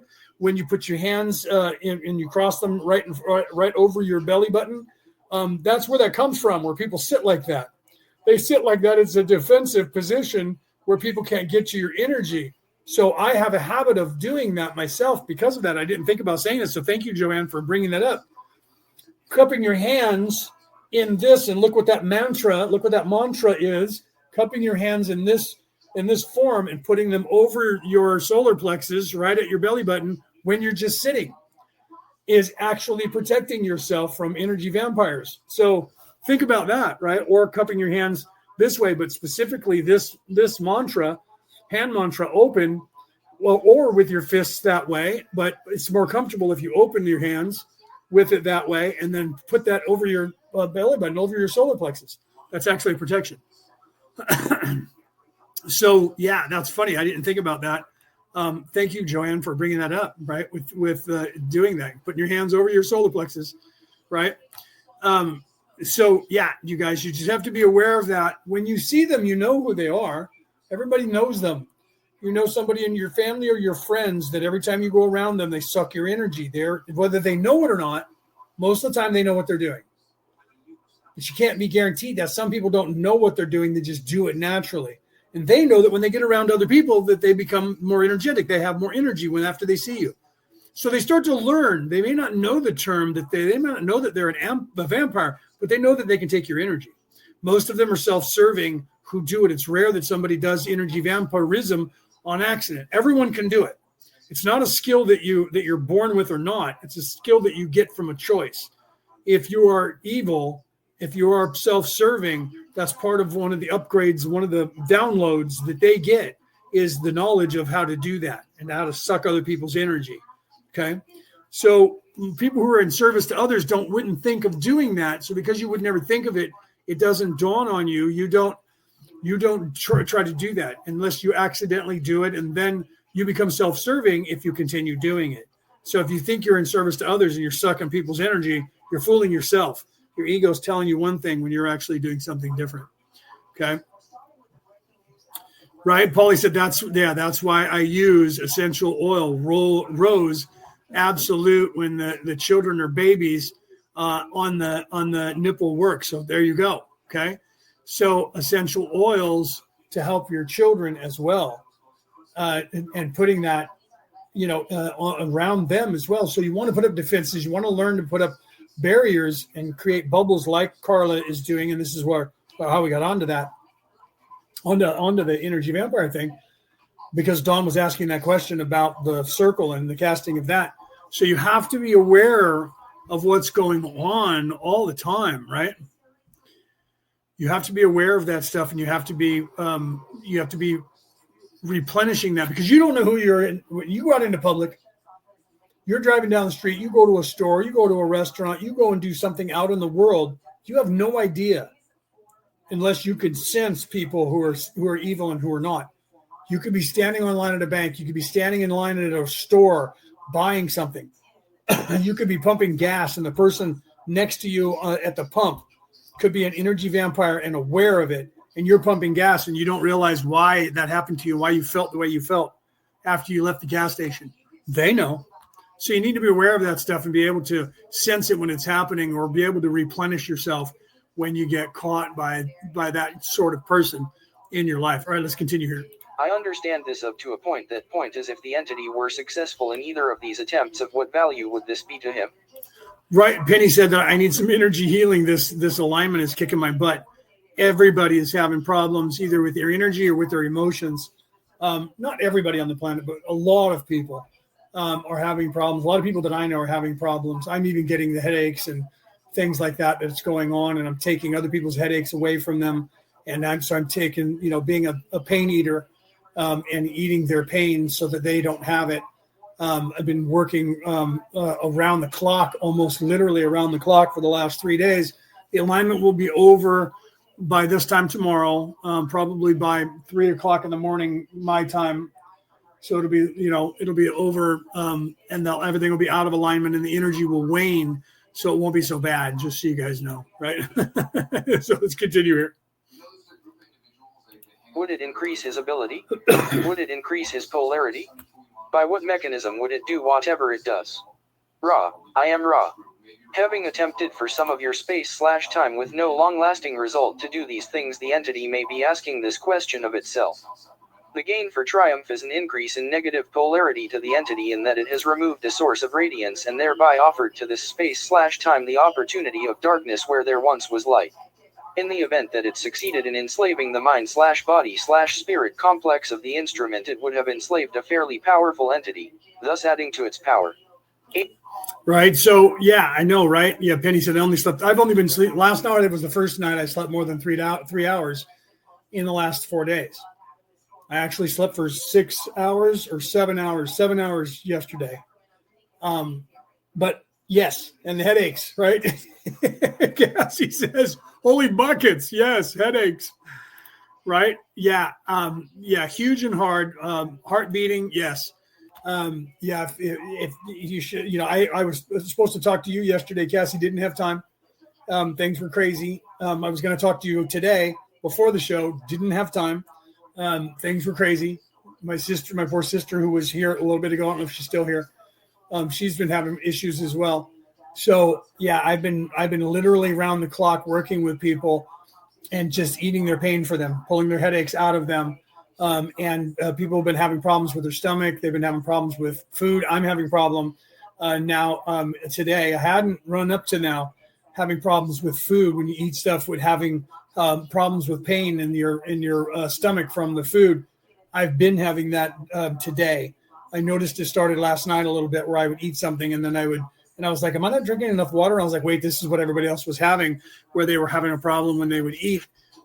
So some people who are very more sensitive, like Brooke, who's not here right now because she's at work unless she happens to pop in, she's been having problems for like a week, more than a week, to where she's been having problems with the when she eats food, having hardly able to eat anything, and I had to work with her on that. I had to pull some of that away from her so that she could eat because she was having issues. And I know, Cassie, you kind of do that as well, so you might want to look into that. But headaches, she keeps getting pounded, and I keep pulling her headache from her, and and then she'll get it back in 20 or 30 minutes, and then I'll pull it from her. And that hurts when you do that. If you're a pain eater, that hurts when you do that. You feel their pain. That's where they got the idea of the Corsican brothers, because one of the Corsican brothers, they were pain eaters and they didn't know it. And so they would feel each other's pain and they'd be able to take away each other's pain. So then they turned into a comedy where they were hurting themselves to hurt their brother, and they would feel the pain. And so they were doing that. It was funny with Cheech and Chong playing the Corsican brothers. Anyway, so if you don't have somebody around you that has that empathic ability to be able to pull your pain away from you or anything else that you have discomfort wise, and then transmute it, and she was, Brooke, when I did that, she was like, I can't just let you do that because if you're getting as much pain as I have, and I'm like, well, those of us who are pain eaters have an incredible high tolerance for pain because of that. So what you feel when I get it from you is far duller, more dull than the way you feel it. So I know that to you think it's really bad because it hurts you. I have probably 5 times or 10 times the tolerance to pain that you do. So because of that, I can deal with that pain that you have and transmute it. We have to take it first, then we have to push it out to the universe, but we can take it and we feel the pain and then we push the pain out. And so we have to be careful how we do that, though, because we don't want to take on things that we get from people. Yeah, but the sleep thing and the food thing, yeah, even Paulie said, me too, barely any sleep, right? Barely any sleep. Yeah, same, not eating much. Yeah, that's going to all end after tonight, guys. It'll start to wane and for like people that are in Australia, the same thing. It's on the 28th, so they're on the 29th now in Australia, and it's starting to move to the 29th everywhere else, or going the other way, because that's west, heading west, coming back this way in the east. So literally, you guys just got to hold on a little bit longer. But if you know somebody who can take your pains away for the next 14 to 18 hours, you might want to get a hold of somebody so that you can pull that. They can pull those things away from you so they can help you. Align your chakras, Joanne said. Align your chakras with the planets now. Just ask the angels to align them, right? I'll put that up on the screen so you guys can see that. So, right, realign your chakras, and that does help you. When your body's more efficient, then you won't have these out of whack scenarios. So if you can align your chakras, use the alignment from the planets to do so now, because they're aligned. Use that energy, and the reason that you're feeling the problems that you're feeling is you're not really aligned, and so you're hurting. And it's usually manifests in the crown chakra, where you feel the pain, or where the stomach. If your lungs are bothering you, you look at the chakra that's attached to. So balance yourself, align your chakras, and most of that's going to dissipate pretty quickly, guys. Meditate, align your chakras. Right? Yeah, very little sleep. Cassie said very little sleep. Same here, very little sleep and hardly any food too. Who else was talking there? Everybody, you just got to, balance yourself and use the energy from this alignment to align yourself. There's 7 planets. 7 planets are aligned, 7 chakras. There's a reason for this that's happening with the 7 planets. 7 planets, 7 chakras. There's a chakra to represent each planet that is aligning. So utilize that. Utilize that to balance yourself, and then move on from there. But yeah, let's continue with what Rob's talking about here. 80.8 Questioner. I am sorry for my lack of penetration of these mechanisms, and I apologize for some rather stupid questions. But I think we have here a point that is somewhat central to what we are presently attempting to understand. So even though my next questions may be almost unacceptably stupid, I will attempt to try to understand what this power that our visitor seeks is and how he uses it. For it seems to me that this is central to the mind and the evolution of it in which we are involved. As this entity that is our visitor increases his power through these works, what is the power that he increases? Can you describe it? R.A. I am Ra. The power of which you speak is a spiritual power. The powers of the mind, as such, do not encompass such works as these. You may, with some fruitfulness, consider the possibilities of moonlight. You are aware that we have described the matrix of the spirit as a night. The moonlight, then, offers either a true picture seen in shadow or chimera and falsity. The power of falsity is deep as is the power to discern truth from shadow. The shadow of hidden things is an infinite depth in which is stored the power of the one infinite creator. The adept, then, is working with the power of hidden things illuminated by that which can be false or true. To embrace falsity, to know it, to seek it, and to use it gives a power that is most great. This is the nature of the power of your visitor and may shed some light upon the power of one who seeks in order to serve others as well, for the missteps in the night are oh so easy. 80.9 Questioner, are you saying, then, that... Right, Cassie, you just got to work on try to get the like you were saying, try to get the chakra balancing, and now's a good time because it's already aligning. That's what they're there doing. So now's a good time. So I would suggest tonight, look up a chakra balancing for all 7, and most of the time they want to just throw one at you. So you could do that, and then do short ones, and then start with the base, and then move up through your chakras and utilize this energy to balance all of that. You do that, and you're going to feel a lot better tomorrow by doing that. Probably sleep better tonight too. Right? Do that. Throw some THC down your gullet or smoke it. Get some THC in you, and do those alignments, and maybe smudge yourself with some sage or what is that, Monsanto or one of the others, maybe even patchouli, whatever you like, whatever helps you the best. I have that 5% native in me, so the white sage really works for me.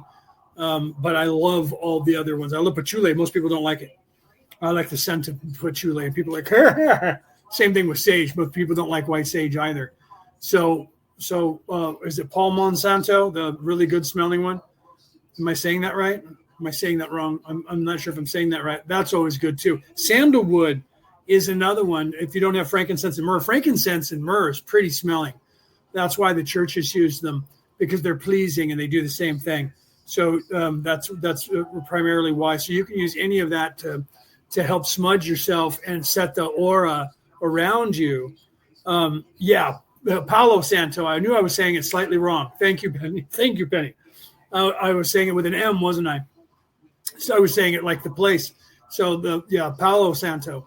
So that one is, most people like the smell of that one, but I can't guarantee whether you'll like it or not. And then Shelly was jumping in there with it too. Thank you guys. I knew I was saying it slightly wrong. I'm like, am I saying that wrong? I'm not saying that right. Thank you. So if you've never smelled that, Cassie, you might want to look into that one, because those smell good. Any of that stuff that the churches do use. So the most pungent would probably be the patchouli. I like patchouli. White sage is kind of pungent, so some people don't like it. If you want to get to something a little bit more sweet, the Palo Santo, the frankincense and myrrh, put those two together. One is a resin. It's really, I used to get the resins and use those in a decanter instead of using the sticks. But if you have them around, do that, right? So Penny says she's doing the Palo Santo now. Yeah. Some people really like that smell. I do too. It's actually pleasing. So that one works, right? There you go. Cassie says, love that stuff too. Love Palo Santo. Yeah. That's one of the ones that's a far more pleasing that you can use to help set the aura, to smudge and set the aura. I was talking to Brooke the other day, and she lit some, and she was like, oh my God, I love the smell of this. And I was like, I know, right? I don't have any right now, but that's actually one of the more pleasing. But if somebody's aggressive, you want to get aggressive, then the white sage is really good for aggressive, or the frankincense and myrrh. But if you use any of those, they smell really good. That'll help set the tone for you, to help you get into that place, pulling you up out of the physical into the spiritual realm by clearing you out and pulling you up a little bit. And then if you get some DMT in you, or THC in you, that's the reason why they call it high. They'll pull you up into your higher chakra, and then you can at that point balance your chakras easier. I know that a lot of people would get annoyed with me for saying that and suggesting that, but we're all adults here, so I'm not worried about children. If you guys are children around the world, you should look into that stuff anyways, whether your parents like it or not. But I don't suggest that you do it when you're underage and get your parents mad at you. So don't anybody try to sue me because I'm not giving advice to children. Right. So let's continue. Right. Yeah. Mild. We only get mild Palo Santo in England.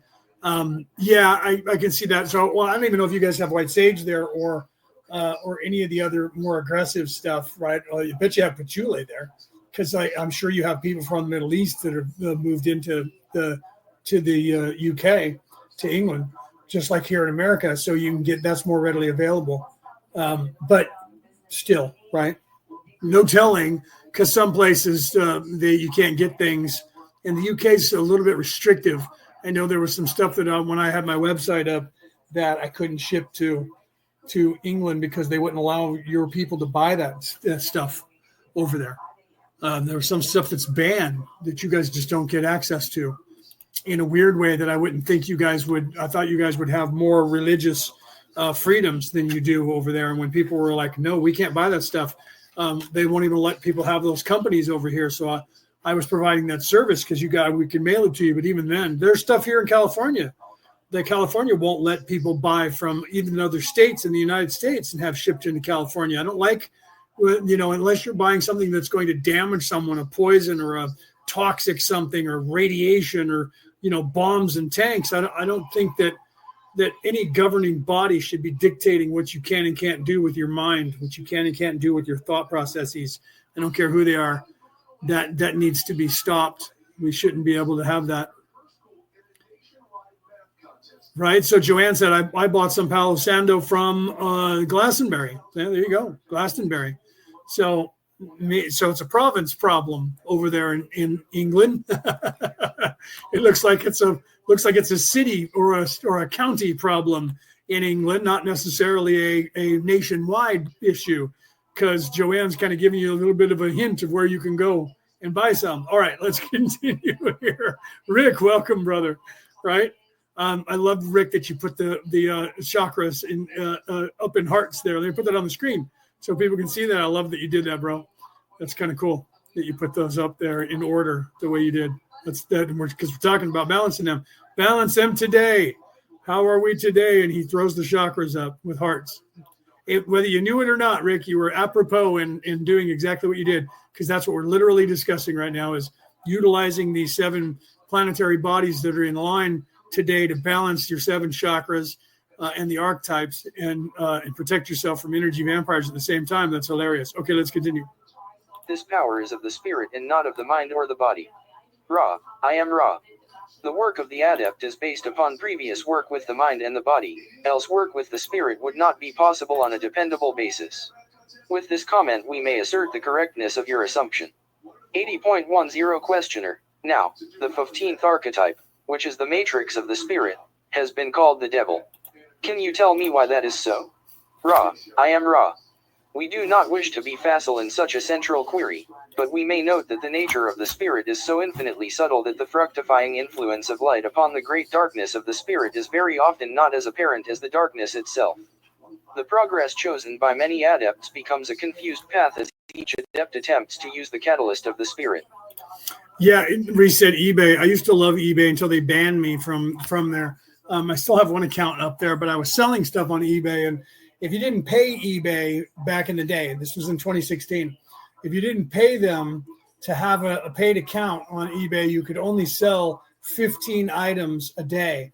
So I opened 5 accounts so that I could sell more than 15 items per day. And they found out that I made multiple accounts, and they banned all my accounts, and I had to make a brand new account. And so since then, I stopped selling on eBay, but I used to sell on eBay. At that point, I went to Amazon and started selling on Amazon, and I was on Etsy and Bonanza. Bonanza, I don't know if it's still a thing. They probably sold to somebody, but at the time, Etsy was only a site for homemade things, and it was still in England at the time. And I had a storefront there, and I was selling there. And I've heard that they've opened up to allow people to sell not just that specifically homemade things anymore. So they'd be smart to do that because they can move into a bigger audience and maybe compete with Amazon. But I had a storefront on Amazon and on Etsy and on Bonanza, which I haven't looked up lately, so I don't know if they're still a thing. And I used to sell products all over the world on those platforms and buy stuff from all over the world on those platforms. But I don't do that anymore. But I used to hustle money that way. I used to literally just have a store. So then I went to a website.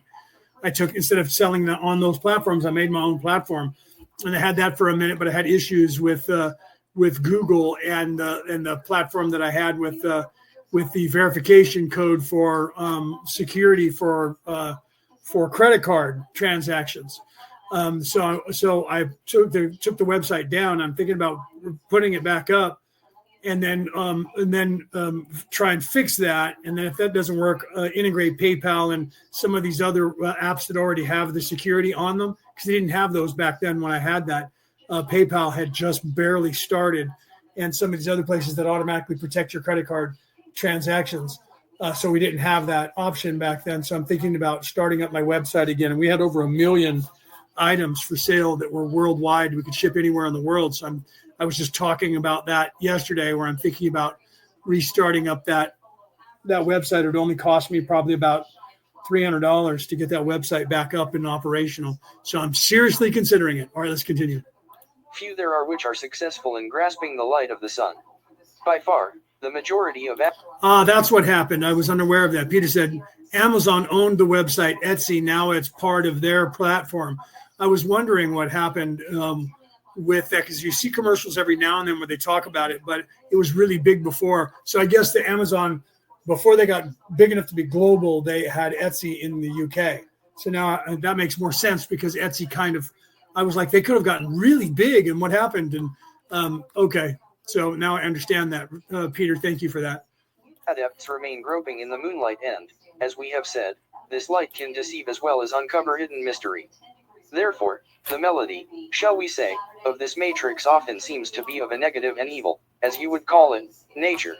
It is also to be noted that an adept is one which has freed itself more and more from the constraints of the thoughts, opinions, and bonds of other selves. Whether this is done for service to others or service to self, it is a necessary part of the awakening of the adept. This freedom is seen by those not free as what you would call evil or black. The magic is recognized, the nature is often not. 80.11 Questioner, could I say, then, that implicit in the process of becoming adept is the possible partial polarization towards service to self, because simply the adept becomes disassociated with many of his kind or like in the particular density which he inhabits. Ra, I am Ra. This is likely to occur.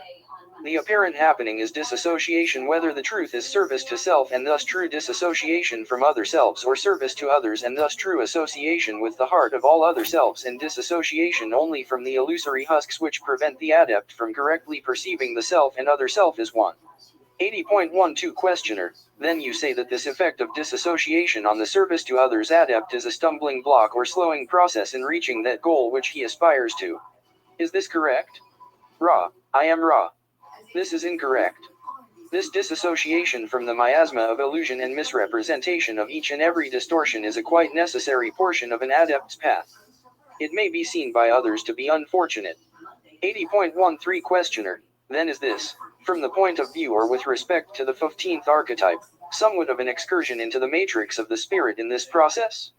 Does that make any sense? Ra, I am Ra. The excursion of which you speak in the process of disassociation is most usually linked with that archetype you call hope, which we would prefer to call faith. This archetype is the catalyst of the spirit and, because of the illuminations of the potentiator of the spirit, will begin to cause these changes in the adept's viewpoint.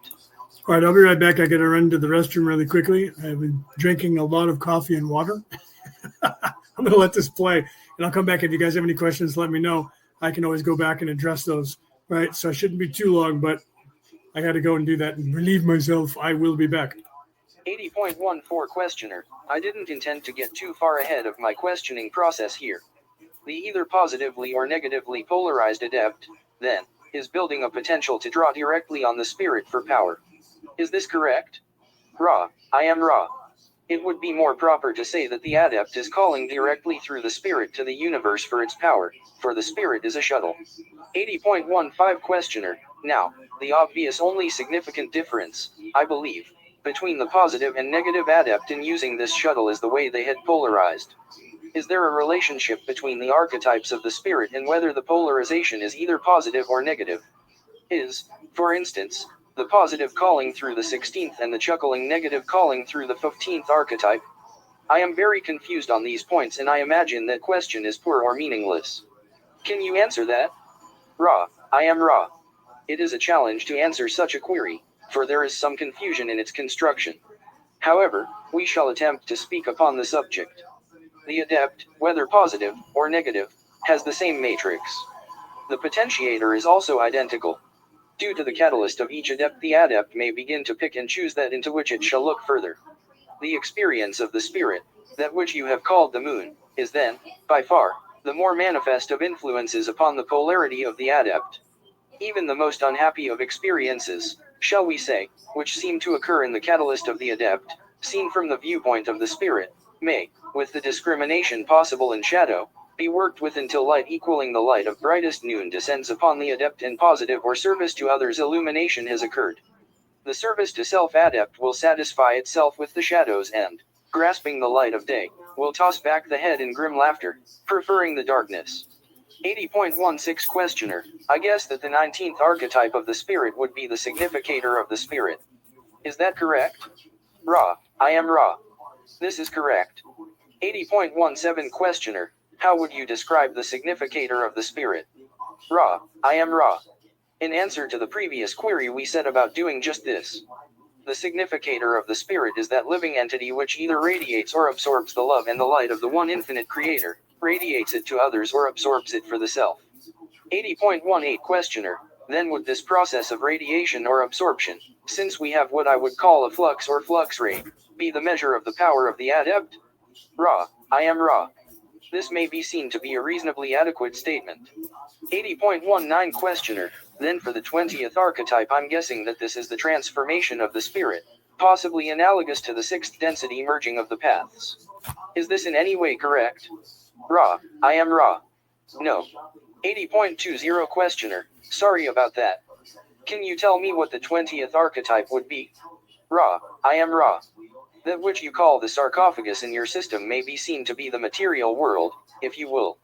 This material world is transformed by the spirit into that which is infinite and eternal. The infinity of the spirit is an even greater realization than the infinity of consciousness, for consciousness which has been disciplined by will and faith is that consciousness which may contact intelligent infinity directly. There are many things which fall away in the many steps of adepthood. We, of RA, still walk these steps and praise the one infinite creator at each transformation. 80.21 Questioner: Right, so the sarcophagus that they're talking about, that would be in the pyramid as well, in the king's chamber, what they call the king's chamber, where there's a sarcophagus in there. That was the same representation, the stations that were in there, and the energy fields that were in that pyramid as you moved from what they call the queen's chamber to the king's chamber, was the ascension of those same alignments in the archetypes for the chakras and the archetypes of moving through into the etheric plane and the transformation. That was what the pyramid was really built for, but most people think that it was built for something completely different. But it was all align and balance, like Joanne said, align and balance. So it's it's apropos to now, because here we are with this opportunity with this galactic alignment, or specifically this planetary alignment, to be able to do the exact same thing. And tonight being the precipice or apex of this alignment, well, really last night was the apex, but you can still utilize this before it wanes too much out of alignment, and align yourself, because it's forcing everyone to do it. And some people are feeling it in their stomach, some are feeling it in their crown chakra, and some are feeling it in their body aching. And other people are feeling pulled out and stretched out of their out of the physical, and sort of halfway in between the two. This is being done to us on purpose by this stuff that's happening here on this specific date, right? February 28th, last day of February 2025. Do the math on that, right? Add that up. 2 + 2 + 8 + 2 + 0 + 2 + 5, right? Do the math on that. Okay, so let's continue here. Then I would guess that the 21st archetype would represent the contact with intelligent infinity. Is that correct? Ra, I am Ra. This is correct, although one may also see the reflection of this contact, as well as the contact with intelligent energy, which is the universe, or, as you have called it somewhat provincially, the world. 80.22 Questioner: Then by this contact also with intelligent energy, can you give me an example of what this would be for both? For the contact with intelligent infinity and intelligent energy. Could you give me an example of what type of experience this would result in, if that's at all possible? Ra, I am Ra. This shall be the last query of this working of full length. We have discussed. Yes. Yeah, Penny said the smile and the shake of your head at mom or the cat showed. I was actually looking at both. I got up when I came back. I sat down and I got right back up. It's because my mom had a glass of soda next to a glass of water because I gave her soda for lunch but didn't take it and put it away. And her glass of water, and the cat was sleeping up on the back of her chair. And she climbed down because she wanted to get something to drink and realized that her water was high enough in her glass to drink it. And my mom was trying to help her, but the glass of soda was in the way. So I got back up, took the glass of soda and put it in the refrigerator, sat back down. The cat climbed down, turned around. My mom was holding the glass of water while the cat was licking water out of her glass. And my mom looked at me and I smiled and nodded at her and waved at her because the cat was daintily drinking her water while looking right into my mom's eyes. And my mom was looking at me. And then when she got done, the cat jumped back up on the chair behind my mom, turned around and laid back down. And so I was looking right at my mom, smiling at her because she was assisting the cat to take a drink. So Penny saw that and made a comment about that. I didn't put it up on the screen, but that was me looking at my mom and looking at her and smiling at her lovingly while she was assisting the cat. She's looking at me like I'm helping the cat get a drink of my water.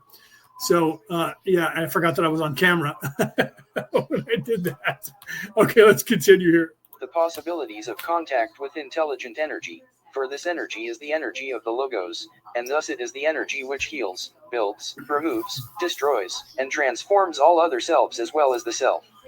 The contact with intelligent infinity is most likely to produce an unspeakable joy in the entity experiencing such contact. If you wish to query in more detail upon this subject, we invite you to do so in another working. Is there a brief query before we close this working? 80.23 Questioner, is there anything that we can do to improve the contact or to make the instrument more comfortable? Ra, I am Ra. The alignments are most conscientious. We are appreciative. The entity which serves as instrument is somewhat distorted towards that condition you call stiffness of the dorsal regions. Manipulation would be helpful. I am Ra. I leave you, my friends, glorying in the light and the love of the one infinite Creator. Go forth, therefore, rejoicing in the power and in the peace of the one infinite Creator. Adonai. Okay, so what we're going to do, I'm going to go ahead and start the next session because we're already here. We might as well. I can still continue. So I'm going to go ahead and open this one up, and then I'll March 20. Primed here, and I'll share it, and we'll go ahead and start the next session because we can.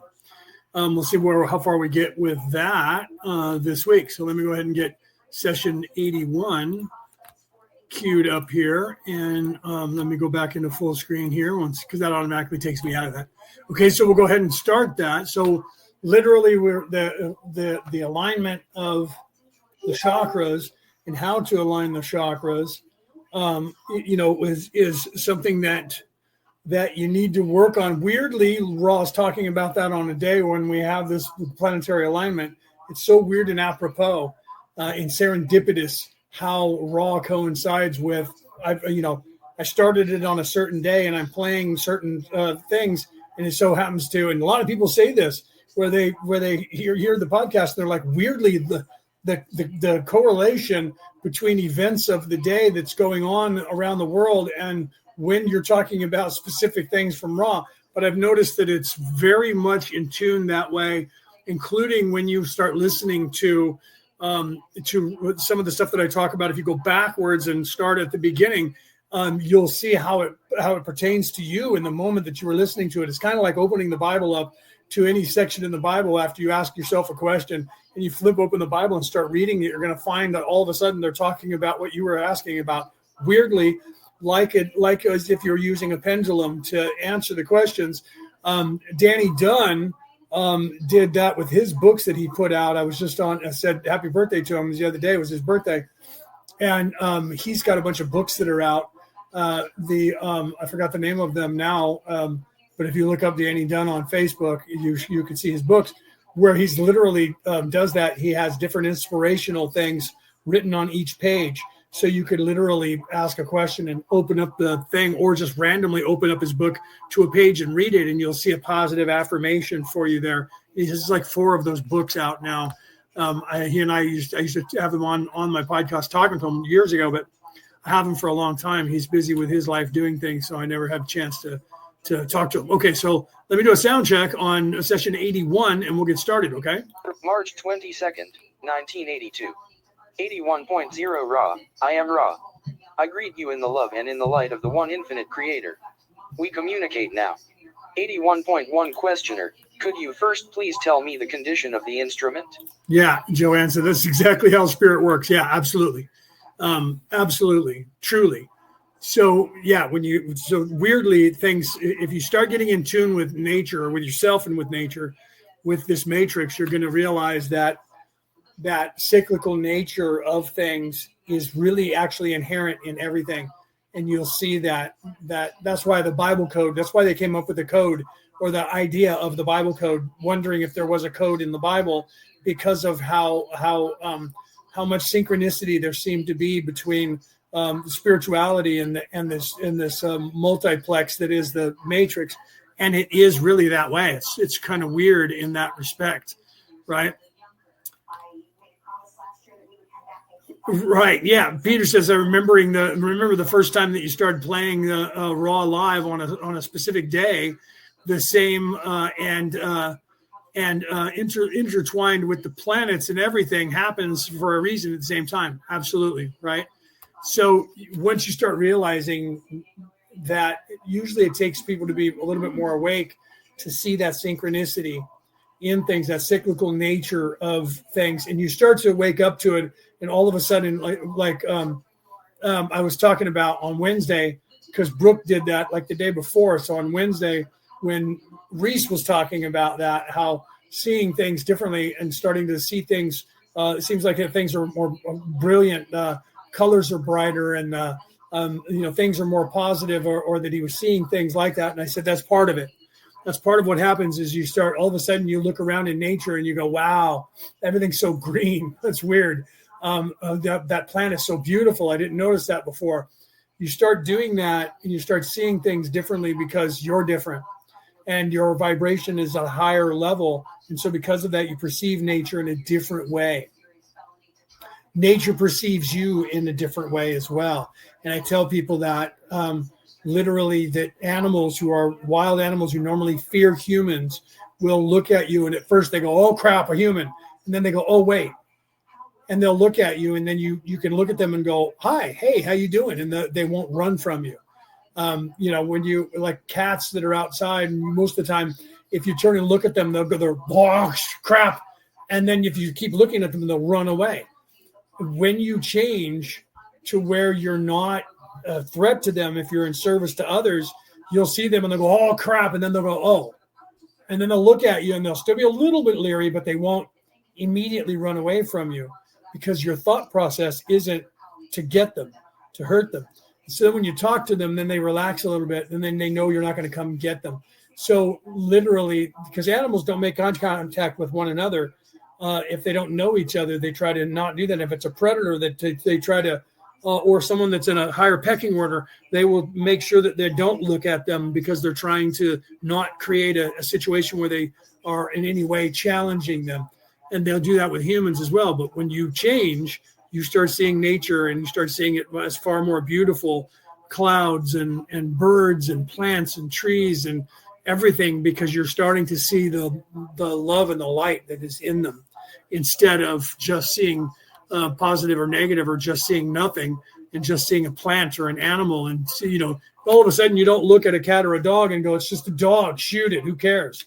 You all of a sudden go, and that's a living thing, that's a life. Don't do that, right? So when that changes in you, they sense that change in you, as well as you sensing that they haven't changed. They're the same, but you're perceiving them as different, right? Yeah, right. Penny says the animals, they see the heart. Yeah, they see your intention, whether you're good or evil. They see that when they look at you. Instinctively, they know it because they're more in tune with nature than you are. Ra, I am Ra. The physical complex energy is in deficit at this particular space/time nexus due to prolonged psychic accentuation. Oh, Brianna, welcome. I didn't say hi. I just realized that Brianna said something in the chat and I didn't say hello. That's the first time I saw your name, so welcome. You probably said something before and I didn't notice. Welcome. And of pre-existing distortions. The remainder of the energy complex levels are as previously stated. 81.2 Questioner, is this the reason for the instrument's feeling of uninterrupted weariness? Ra. See, and there's Brooke. I just was talking about her and she popped in. I was just talking, Brooke. I literally was just saying, talking about the change in people and the change in us as we change in our ascension and we start seeing nature for how beautiful it is. And I was talking because we were talking about it on Wednesday when Reese talked about it on Wednesday, and I brought up that you were that you were doing that and you had seen things and you were taking pictures and showing me one time and talking about that and how everything was so much more beautiful, and that's a change in you and that nature is also seeing that. And so I was literally just saying that and just talked about you and you popped back in. That's hilarious right there. All right, let's continue. Your ears must have been burning. It was timing. Serendipitous timing. You had your break. All right, let's continue. Amra. There are portions of your space/time in which this may be said to be symptomatic of the psychic greeting reaction. However, the continual weariness is not due to psychic greeting but is rather an inevitable consequence of this contact. 81.3 Questioner, why is this an inevitable consequence? What is the mechanism of contact creating weariness? Ra. I am Ra. The mechanism creating weariness is that connection betwixt the density wherein this instrument's mind/body/spirit complex is safely kept during these workings and the altogether variant density in which the instrument's physical body complex resides at this space/time. As the instrument takes on more of the coloration of the resting density, the third density experience seems more heavy and wearisome. This was accepted by the instrument, as it desired to be of service. Therefore, we accept also this effect about which nothing of which we are aware may be done. 81.4 Questioner, is the effect a function of the number of sessions, and has it reached a peak level or will it continue to increase in effect? Ra. I am Ra. This wearying effect will continue but should not be confused with the physical energy levels, having only to do with the, as you would call it, daily round of experience. In this sphere those things which are known already to aid this instrument will continue to be of aid. You will, however, notice the gradual increase in transparency, shall we say, of the vibrations of the instrument. 81.5 Questioner, I didn't understand what you meant by that last statement. Would you explain? Ra. I am Ra. Weariness of the time/space nature may be seen to be that reaction of transparent or pure vibrations with impure, confused, or opaque environs. 81.6 Questioner, is there any of this effect upon the other two of us in this group? Ra. I am Ra. This is quite correct. 81.7 Questioner, then we would also experience the uninterrupted wearying effect as a consequence of the contact. Is this correct? Ra. I am Ra. The instrument, by the very nature of the contact, bears the brunt of this effect. Each of the support group, by offering the love and the light of the one infinite creator in unqualified support in these workings and in energy transfers for the purpose of these workings, experiences between 10 and 15%, roughly, of this effect. It is cumulative and identical in the continual nature of its manifestation. 81.8 Questioner, what could be the result of this continued wearying effect after a long period? Ra. I am Ra. You ask a general query with infinite answers. We shall overgeneralize in order to attempt to reply. One group might be tempted and thus lose the very contact which caused the difficulty. So the story would end. Another group might be strong at first but not faithful in the face of difficulty. Thus the story would end. Another group might choose the path of martyrdom in its completeness and use the instrument until its physical body complex failed from the harsh toll demanded when all energy was gone. This particular group, at this particular nexus, is attempting to conserve the vital energy of the instrument. It is attempting to balance love of service and wisdom of service, and it is faithful to the service in the face of difficulty. Temptation has not yet ended this group's story. We may not know the future, but the probability of this situation continuing over a relatively substantial period of your space/time is large. The significant factor is the will of the instrument and of the group to serve. That is the only cause for balancing the slowly increasing weariness which will continue to distort your perceptions. Without this will the contact might be possible but finally seem too much of an effort. 81.9 Questioner, the instrument would like to know why she has a feeling of increased vital energy. Ra. I am Ra. We leave this answer to the instrument. 81.10 Questioner. She would like to know if she has an increased sensitivity to foods. Right. Yeah. Polly said in ancient Hindu tradition, right? So in ancient Hindu tradition, they tell us that the soul is located in the solar plexus, heart chakra, right? Third eye and crown. Well, I mean, that's the upper chakras, the upper four, or the upper five, or almost most of them truly. In a sense, yes. I mean, depending on where you reside, right? Depending on where you reside is where you're going to reside, unless you reside in the totality. But I agree, because most people think that we're inside the brain. That somehow the brain is the essence of the human body. But the people don't realize that what we call the heart now, the Greeks used to call the optic thalamus the heart. So it was after that, years later, that it got transformed down to they just called this the blood pump. This was the life pump, was the heart. That's what they called it. They didn't call it the heart. The heart was your pituitary gland, or your third eye. Your optic thalamus was the heart. That was what they called that. It was later on that somewhere lost in translation, probably from the Romans, that was called the heart. What we use now is the term for heart, because it literally meant the life force, or where your soul resided.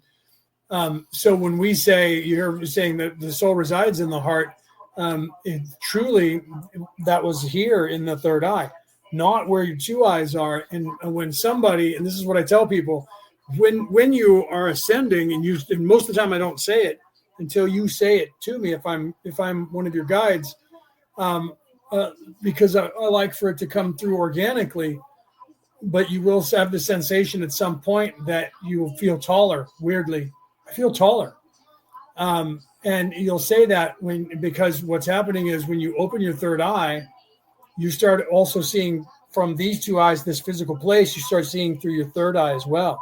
And your third eye, when you first open it up, is looking up, and you have to turn it to look, but then you realize that you look around with it. So once you start seeing through your third eye, you get the sensation of being taller, because you're actually seeing not just from this level, you're seeing from up here as well, right? Where your third eye is. So you're literally like an inch taller, 2 inches taller in your perception of the world, but you don't know why that's happened. So usually when someone says that to me, I oddly feel like I'm taller and everything's beautiful, because you're now perceiving things not just through these eyes, not just through the matrix, you're seeing them now from your higher self as well. And so if you feel more than an inch taller, then that's because you're residing in your higher self, which is outside of the body. And you're starting to see things from the top down, as well as from the eyes. So you're actually seeing things differently, and you feel taller.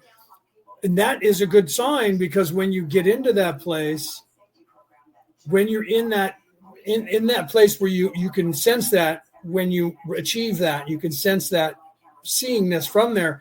And if you get caught back into this matrix on accident, you'll feel shorter.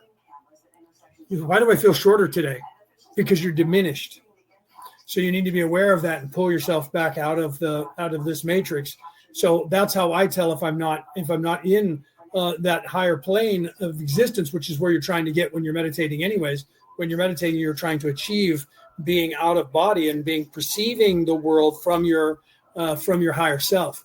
You still see through these eyes, but you also see through your third eye, which means that you're coming from a higher plane. So if you get used to being in that place all the time, you get used to feeling tall like that. And then if you get caught in the matrix and it diminishes you, you'll feel smashed.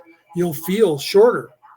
And you'll go, wow, why do I feel short today? Why does everything feel shorter? Because you're shorter, because you're not as high as you were before in vibration. So you have to, that's a good thing. That's part of a teaching tool that we use. When you start to perceive it, then we tell you why you're perceiving it that way, and that you're trying to achieve that at all times, because some people can't meditate and they have a hard time with it. We can also teach you ways of non-meditational ways of meditating and I've done that many times on air, where we show you that you do it naturally anyway, so you don't have to sit down in the lotus position and do all those things, because some people can't do that, and it's harder for them to quiet their mind, and you can't do that long enough to meditate. So we teach you how to quiet your mind without going through those steps, And once you start learning how to do that, then some people can then get into meditating, but some people just can't do it. And that's where we talk about learning the Zen. That's what Zen was created for, people who can't meditate. Because some people can do it as prayer, some people can do it as meditation, some people can't do either. And then that's when the Zen comes into play, because you reach that Zen moment all the time. And the Zen moment is the same thing without meditation. And so then we'll move people into Taoism and Buddhism and Zen, learning that, because if you can learn those techniques, then you can achieve the same thing in the same place spiritually and put yourself into that higher plane at all times. And then you'll feel taller when you're there, so you'll know you're there. And then you'll feel smaller when you're not, and you'll learn to know that. And so you'll learn that all of a sudden you'll look around and go, I feel small today. Uh-oh, I know why. And then you move yourself into that plane, right? So sorry, I still had that up on the screen, didn't I? I didn't take that down. I apologize for that. But I forgot that I was there in the chat scrolled, and I didn't take that down. I had to scroll back up to take it down. So, right, yeah, stretched out and taller, right? Cassie's saying, right. So you were saying that yeah, because she was saying, I hope you're all doing well, stretched out and taller, because that's where we're trying to get in the meditative state, right? Yeah, right. Brooke said walking meditation is also amazing, right? Well, it's easier for me in quieting the mind when I go out into nature. See, so Brooke couldn't sit and try and do that meditative state, but she can go out and be in nature. And that's why we tell you go out and be in nature, because some people become attached to nature better than if they're in a place trying to sit down and meditate. I can do either. And that's why I teach that. I can do all of those forms. That's why I teach them. But Brooke instinctively realized she can do that. So she goes for walks. She goes out in nature, because she is more aligned with the sacral plexus in her personality. Even though she's very high in vibration, she's more nature oriented. So those of you who are nature more oriented, you're going to find that to be more of a Zen thing for you. So if you're living in a modern city that doesn't have access to natural things, you're going to feel lost a lot. And if you can't meditate to quiet the mind, then going out into nature is going to be harder for you, because you live in a city where there isn't a park or somewhere where you can go to. But if you're not, and you live in a rural area, there are alternatives so that you can find that place. And Brooks is going on nature walks, and I miss that. I don't, but I have nature around me. I'm lucky that I live in an apartment complex that has a lot of trees. It's literally called Heritage Oaks, because there are oak trees all in here, and heritage oak trees, and the energy from oak trees, if you guys know anything about them, is phenomenal. They're old, and heritage oaks are very old. It's like going into the redwood forest. If you've never gone to the redwood forest here in California, and you have a chance to go to the redwood forest, if you like nature, you need to go to the redwood forest, because wow, man, those trees are so big. They are miles high, not literally, but my God, they're huge, and they're big around, and they're just old. They've been here longer than this country has. Some of those trees are older than some of those trees are 400 and 500 years old. They're still alive. I mean, they make us look like a flea that dies every 10 seconds compared to them. So if you can ever do it, do it. It's just something that's spectacular. I haven't been for a while, and I want to go back, right? Right, Joanne said, I love meditation and also walking in nature. Yes, with gratitude. So yeah, I don't meditate as much as I used to, because I'm in that state. I literally pull myself into that state. I'm sitting in that state right now. I'm sitting in the state where the ego is not talking to me, the mind is not talking to me, and I'm literally talking to you from my higher self, channeling that from my higher self. And that's one of the reasons why I pull my glasses off all the time, so there is no glare, so people can see my eyes. I put myself in that state at all times, so I don't have to actually sit down and meditate, but I can, and sometimes I do it. But I love going out into nature, and people think I'm weird because I'll walk out of the house and I'll walk by a tree, and I'll put my arm around the tree and tap on the tree, and then say something to the tree. How you doing, buddy? How you doing today?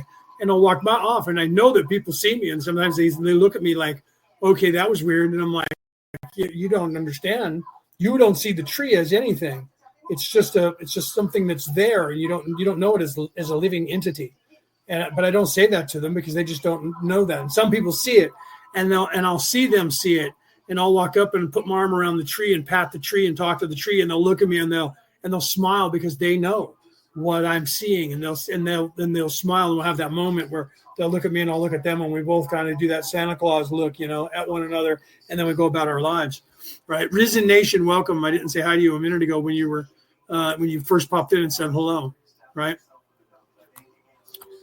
Right. So Brooke said, I can also still my mind while still, and then the thing's scrolling, so I have to read it off the screen over here. But it takes more effort. I like using frequency music. I forgot that she told me that. Yeah, I forgot you told me that. Calming my mind when laying or sitting still. I like some of that frequency music as well. I do a lot of that with just music in general. Peter does that too. Peter knows all the frequencies to be able to do that. All right. And Risen Nation said, look inside.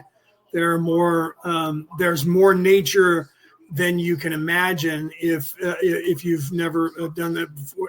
If you've never before. Yeah. Look, you can see that within yourself, first of all, and then get in touch with nature.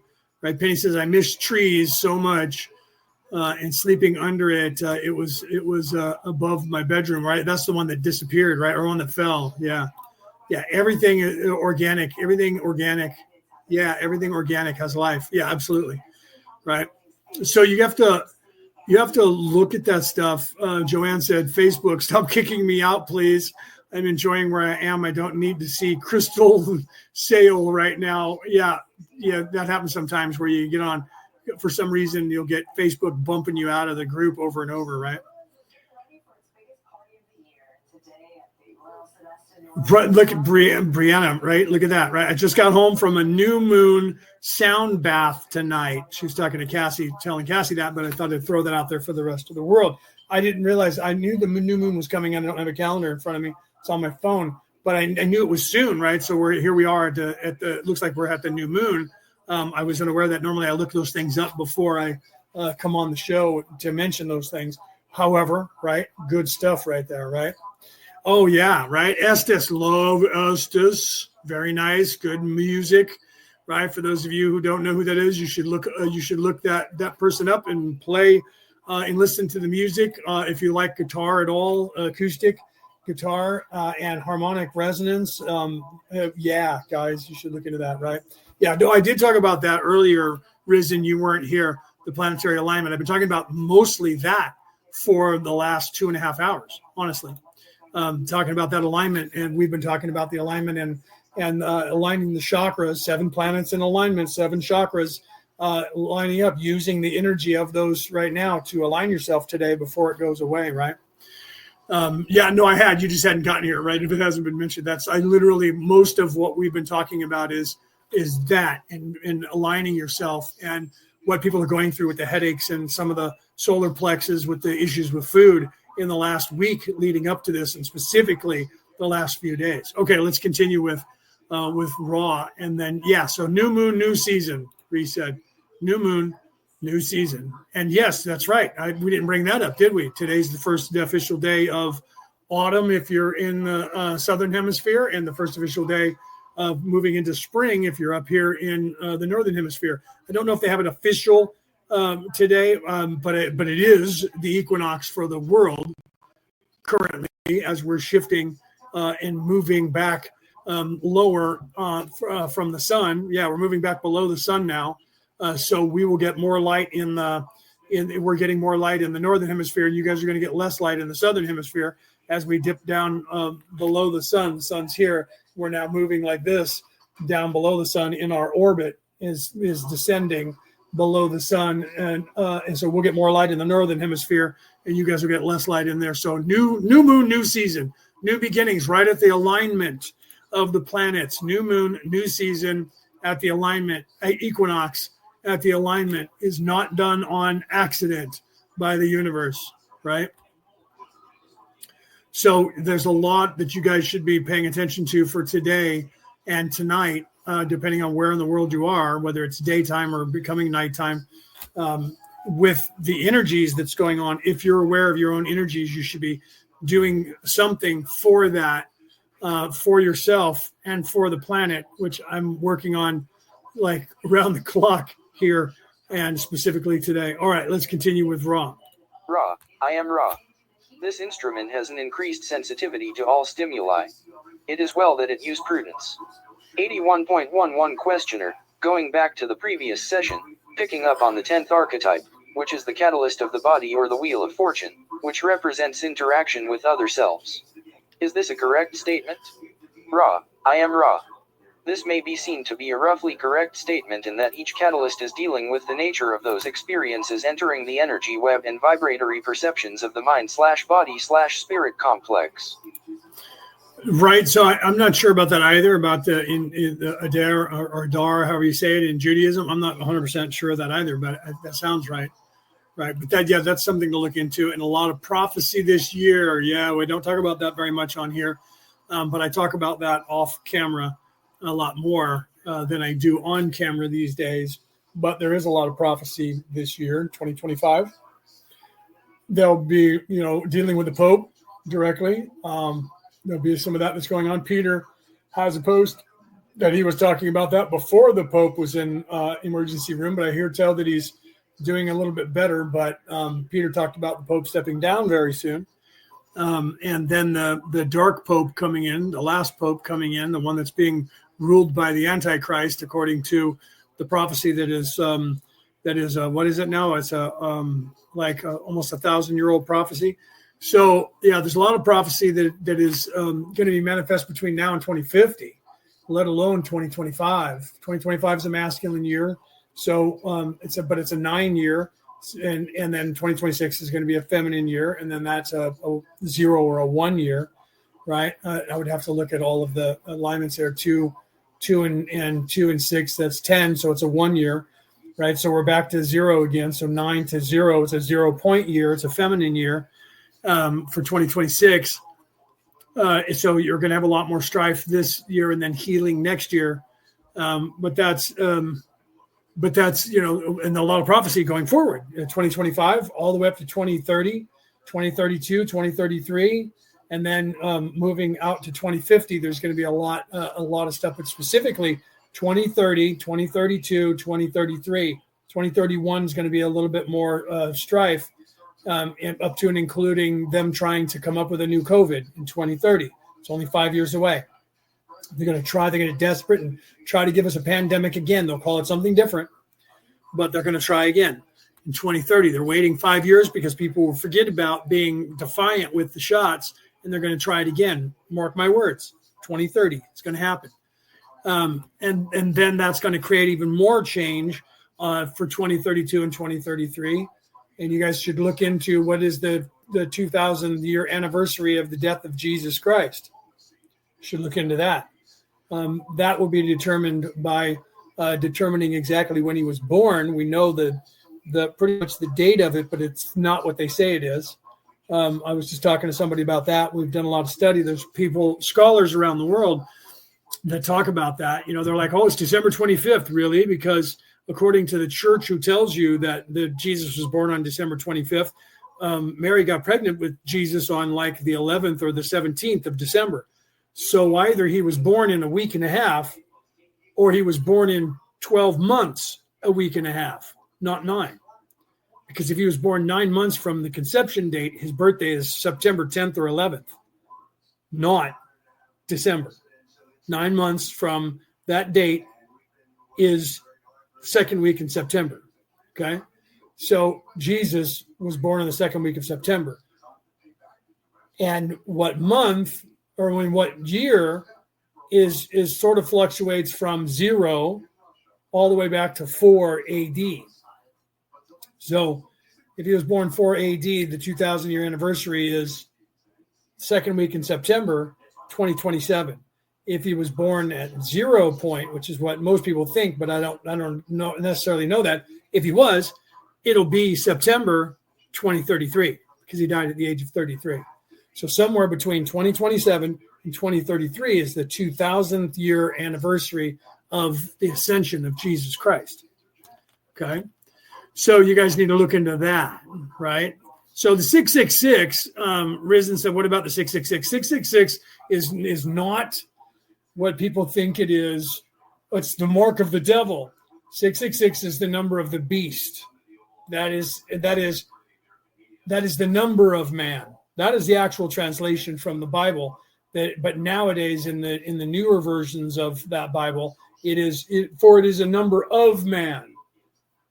Okay, so it doesn't mean what you think it means. It's not the mark of the devil. 666 is 6 neutrons, 6 proton, and 6 electrons. That is what this place is made of.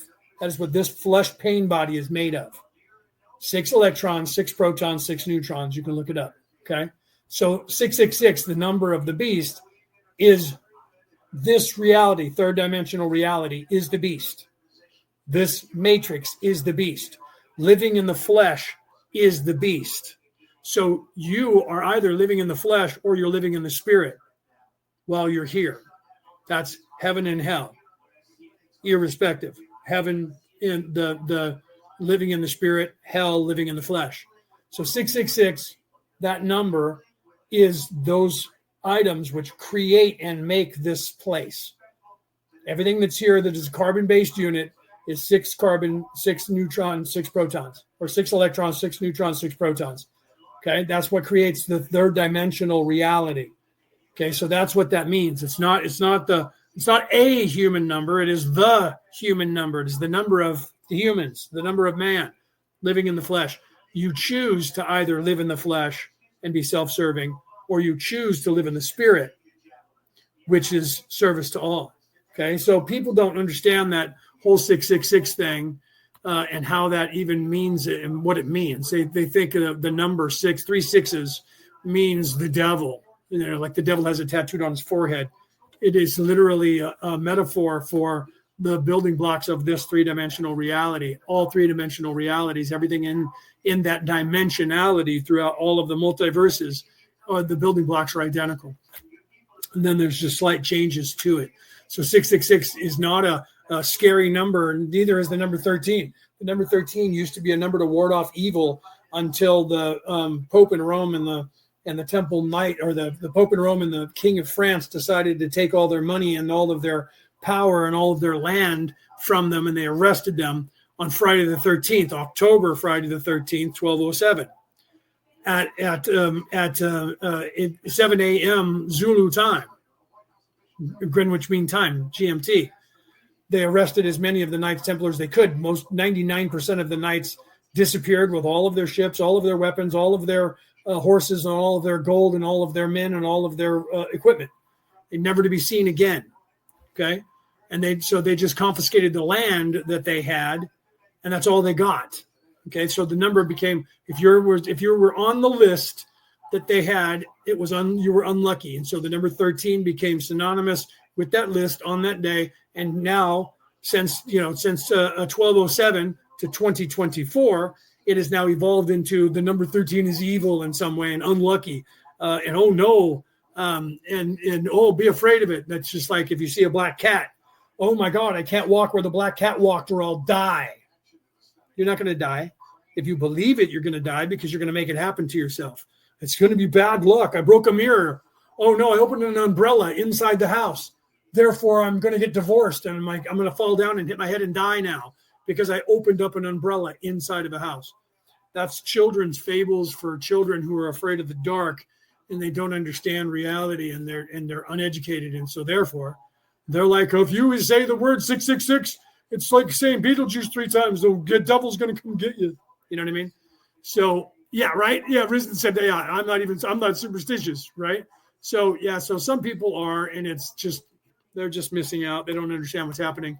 And they're like, oh no, the sky's falling. And when you become, one way or the other, when you make a choice, you either become in service to self or in service to others, and you start that ascension on either side, you learn that it's not that you don't become afraid of those things anymore, because you become wiser. Even if you're evil, you become wiser.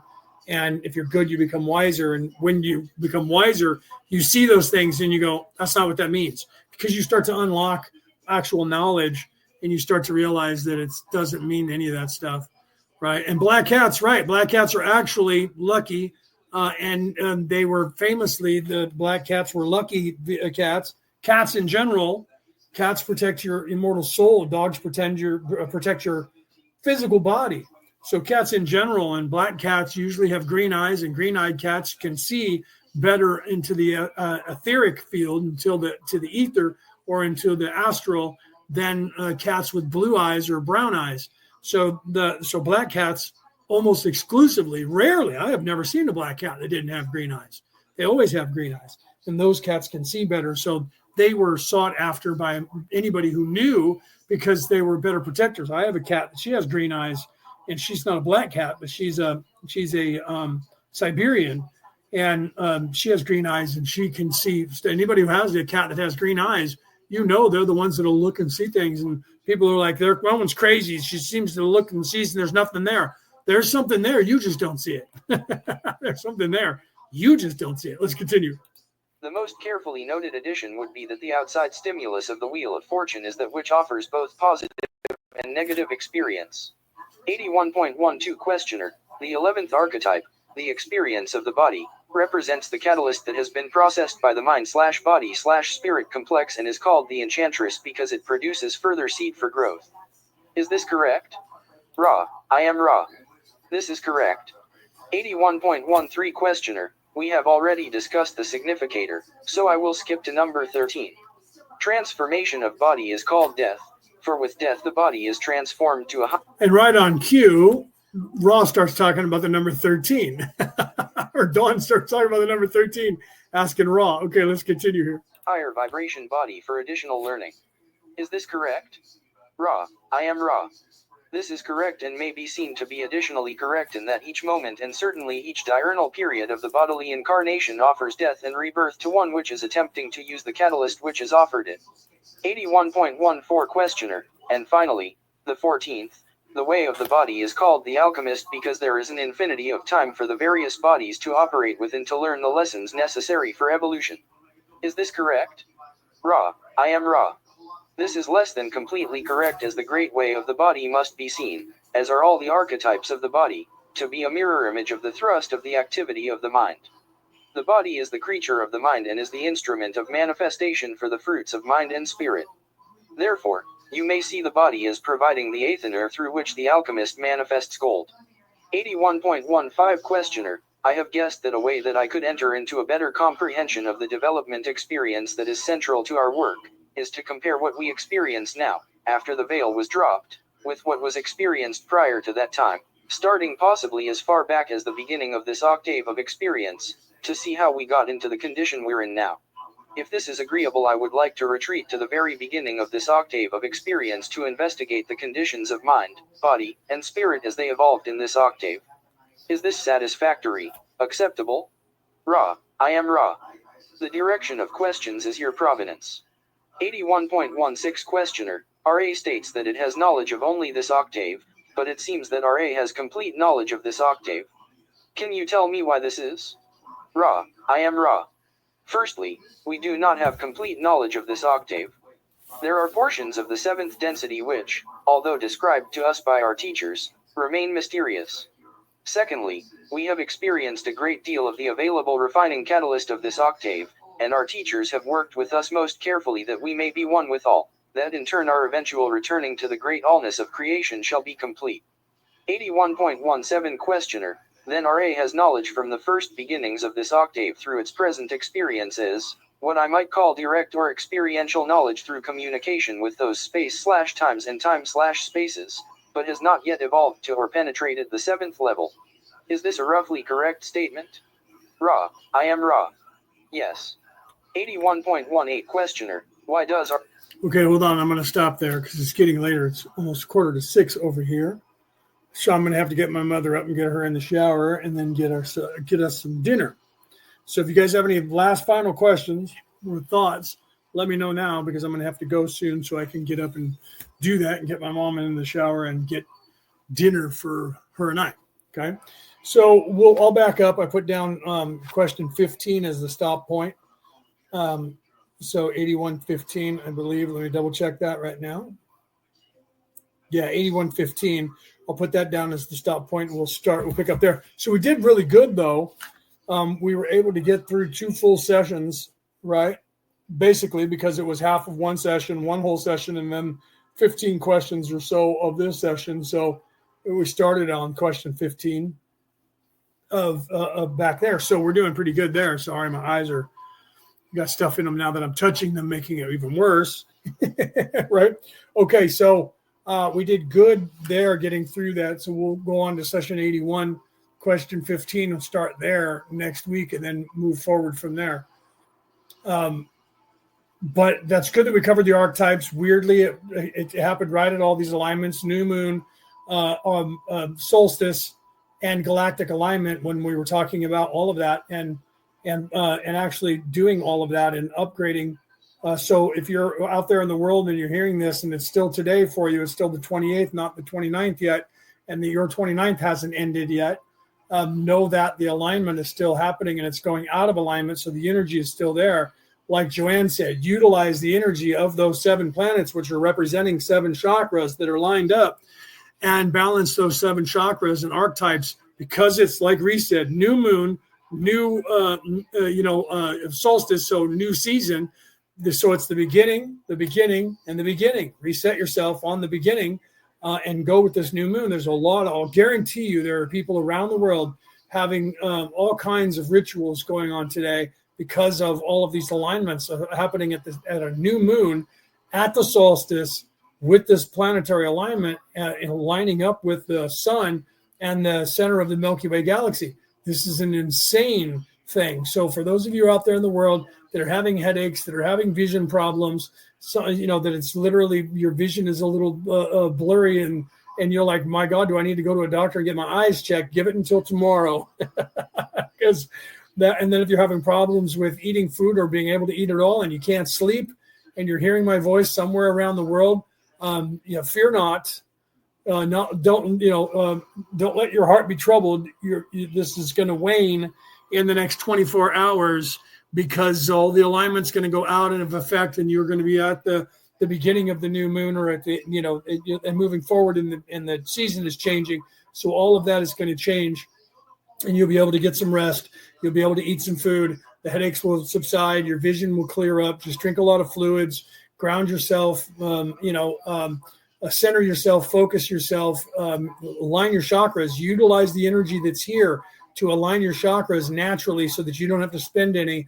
But make sure you have comfort food and liquids around, because you're going to burn through that stuff when you do that. But if you're out there in the world, most likely, if you already know all of this information, you're already doing it, or you've planned on doing it, or you got done doing it, depending on where in the world you are tuning into this show. All right, guys, I love you guys. I will see you guys either in the chat, or I'll see you on Wednesday in the Zoom call if you guys are interested in that. And if you are and you're listening and you get a hold of me or one of the other people from the chat, if you can't get into the chat because you're not on Messenger, find me on one of the platforms and message me on one of the platforms, because I'm on all the platforms. Look up my name. I'm on Instagram. I can't say all the platforms because there are literally 100,000 platforms.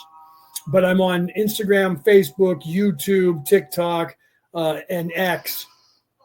Did I miss anybody?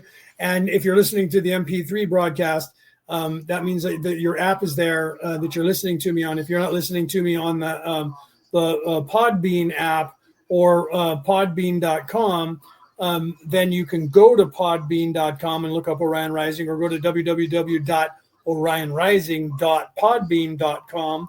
And you can then message me there or get in contact with me, my email, to send me an email. And I do check my email. I just don't check it every day. But you can get a hold of me. I'm out there. You can find me or look at me up on one of these other platforms that you may not like, like Facebook or YouTube, because you can message me on YouTube. I post reels on all of those platforms, or shorts, whatever you want to call them, every day. So I'm constantly checking. So you can even go into a reel and make a comment in the reel to get in contact with me. And I read those. I check every platform that I post on every day. When I post a new thing there, I check the last few to see if there's any new comments, if I didn't notice it on my phone that somebody made a comment. So if you really want to get in contact with me, You can go to wherever one of these platforms that you already have, and you can go in and talk to me in there, and then we can make ways of making direct communication with each other from that. And that's what I tell people. So if you have questions for me and you want to contact me and you want to ask questions about spirituality and you want guidance, you can reach me on those platforms. And if you want, we have a Zoom call on Wednesdays on my day Wednesday at my time, Pacific time, West Coast America time at 3 p.m. That's GMT -7, might be GMT -8 these days because we had a time change, but we'll be springing forward soon. But you can look that up too, where it's off air, not recorded, so that if you guys want to come in and ask questions to have them answered, you can do that there. If not, you can contact me directly and I will work with you and answer any questions that you have, right? So what is it, Cassie saying? The post I put in the group from, what is that? Is that or is it Jos Dispenza? Is that how you say it? Jose? Was it supposed to be Jose? Was there supposed to be an E on there? Dispenza was telling how to utilize the current alignment. Oh, I didn't know that. So let me put that up there. I don't know if that's the first name is Jos, and it could be, and I'm thinking it should be Jose. I apologize if it was not, and I was misinterpreting that. Right. So Dispenza, Jos, I think, was telling how to utilize the current alignment. That's cool, Cassie. I didn't know that. So Cassie put a link, it looks like, in the group, which is the group chat on Messenger for the Law of One class chat, on how to utilize that. For those of you who are around the world listening on the MP3 file, if you're not, or the MP3 broadcast, if you're not on Messenger, you won't be able to do that, but you can look up Jos Dispenza and probably find that video. I don't know where Cassie got it from. Was that video from YouTube, Cassie?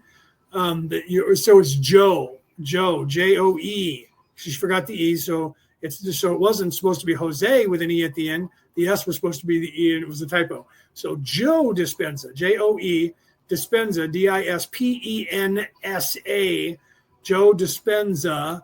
And I think she was saying that it was YouTube because she said, "You betcha." So you guys can look that up. If you can't get into there to see the link that she put, you can find Joe Dispenza online if you're interested in that before this alignment goes away, and watch the video from Joe Dispenza, probably on YouTube, and you can then see what Cassie was talking about and possibly aid you into using this alignment to align yourself and help yourself. So that's a really good resource, Cassie. I was unaware of that because I haven't checked. I was so busy today, I haven't had time to even look at the Law of One chat. Had I known that, I could have brought that up. But thank you for bringing that up because I have not been in there to look. Shelly, welcome. I didn't even know you were there, Shelly. I apologize if I didn't say hi to you earlier. I thought maybe, no, I don't remember if I did or not.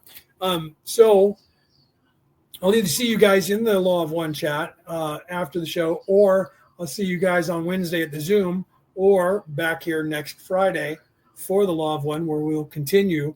And in the interim, like I said, if you want to contact me, you can. And I will, I work with people. I try to work with as many people as I can. I am kind of busy some days. Other days, nobody talks to me. And then other days, I have 10 people lined up in one day asking me questions. Not a joke. Happens.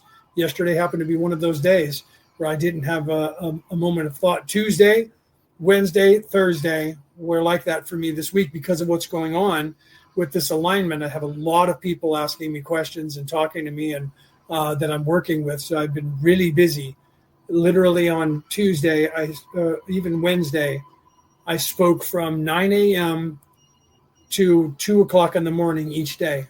And on Thursday, today's Friday. So yesterday was the first day I went to sleep before 2 a.m.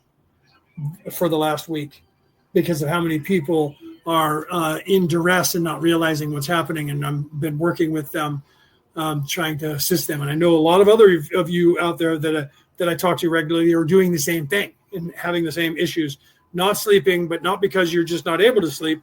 That's part of it, but not sleeping because you as well are working with a bunch of people.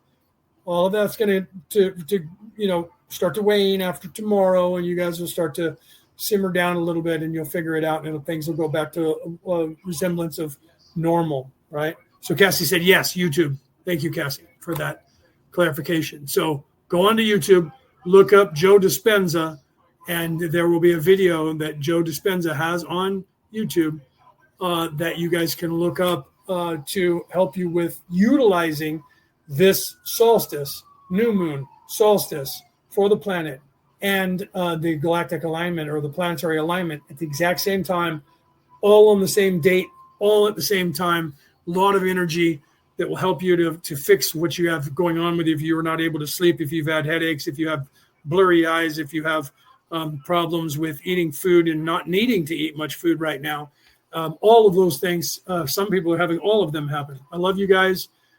It'll fix itself in the next couple of days and we can all get some rest, right? I love you guys. I love you guys. Have a great night. This has been Orion Rising. I have been your host, Leonard O'Neill. Good morning, good afternoon, good evening, or good morrow, depending on where in the world you are tuning into this show. Have a great evening.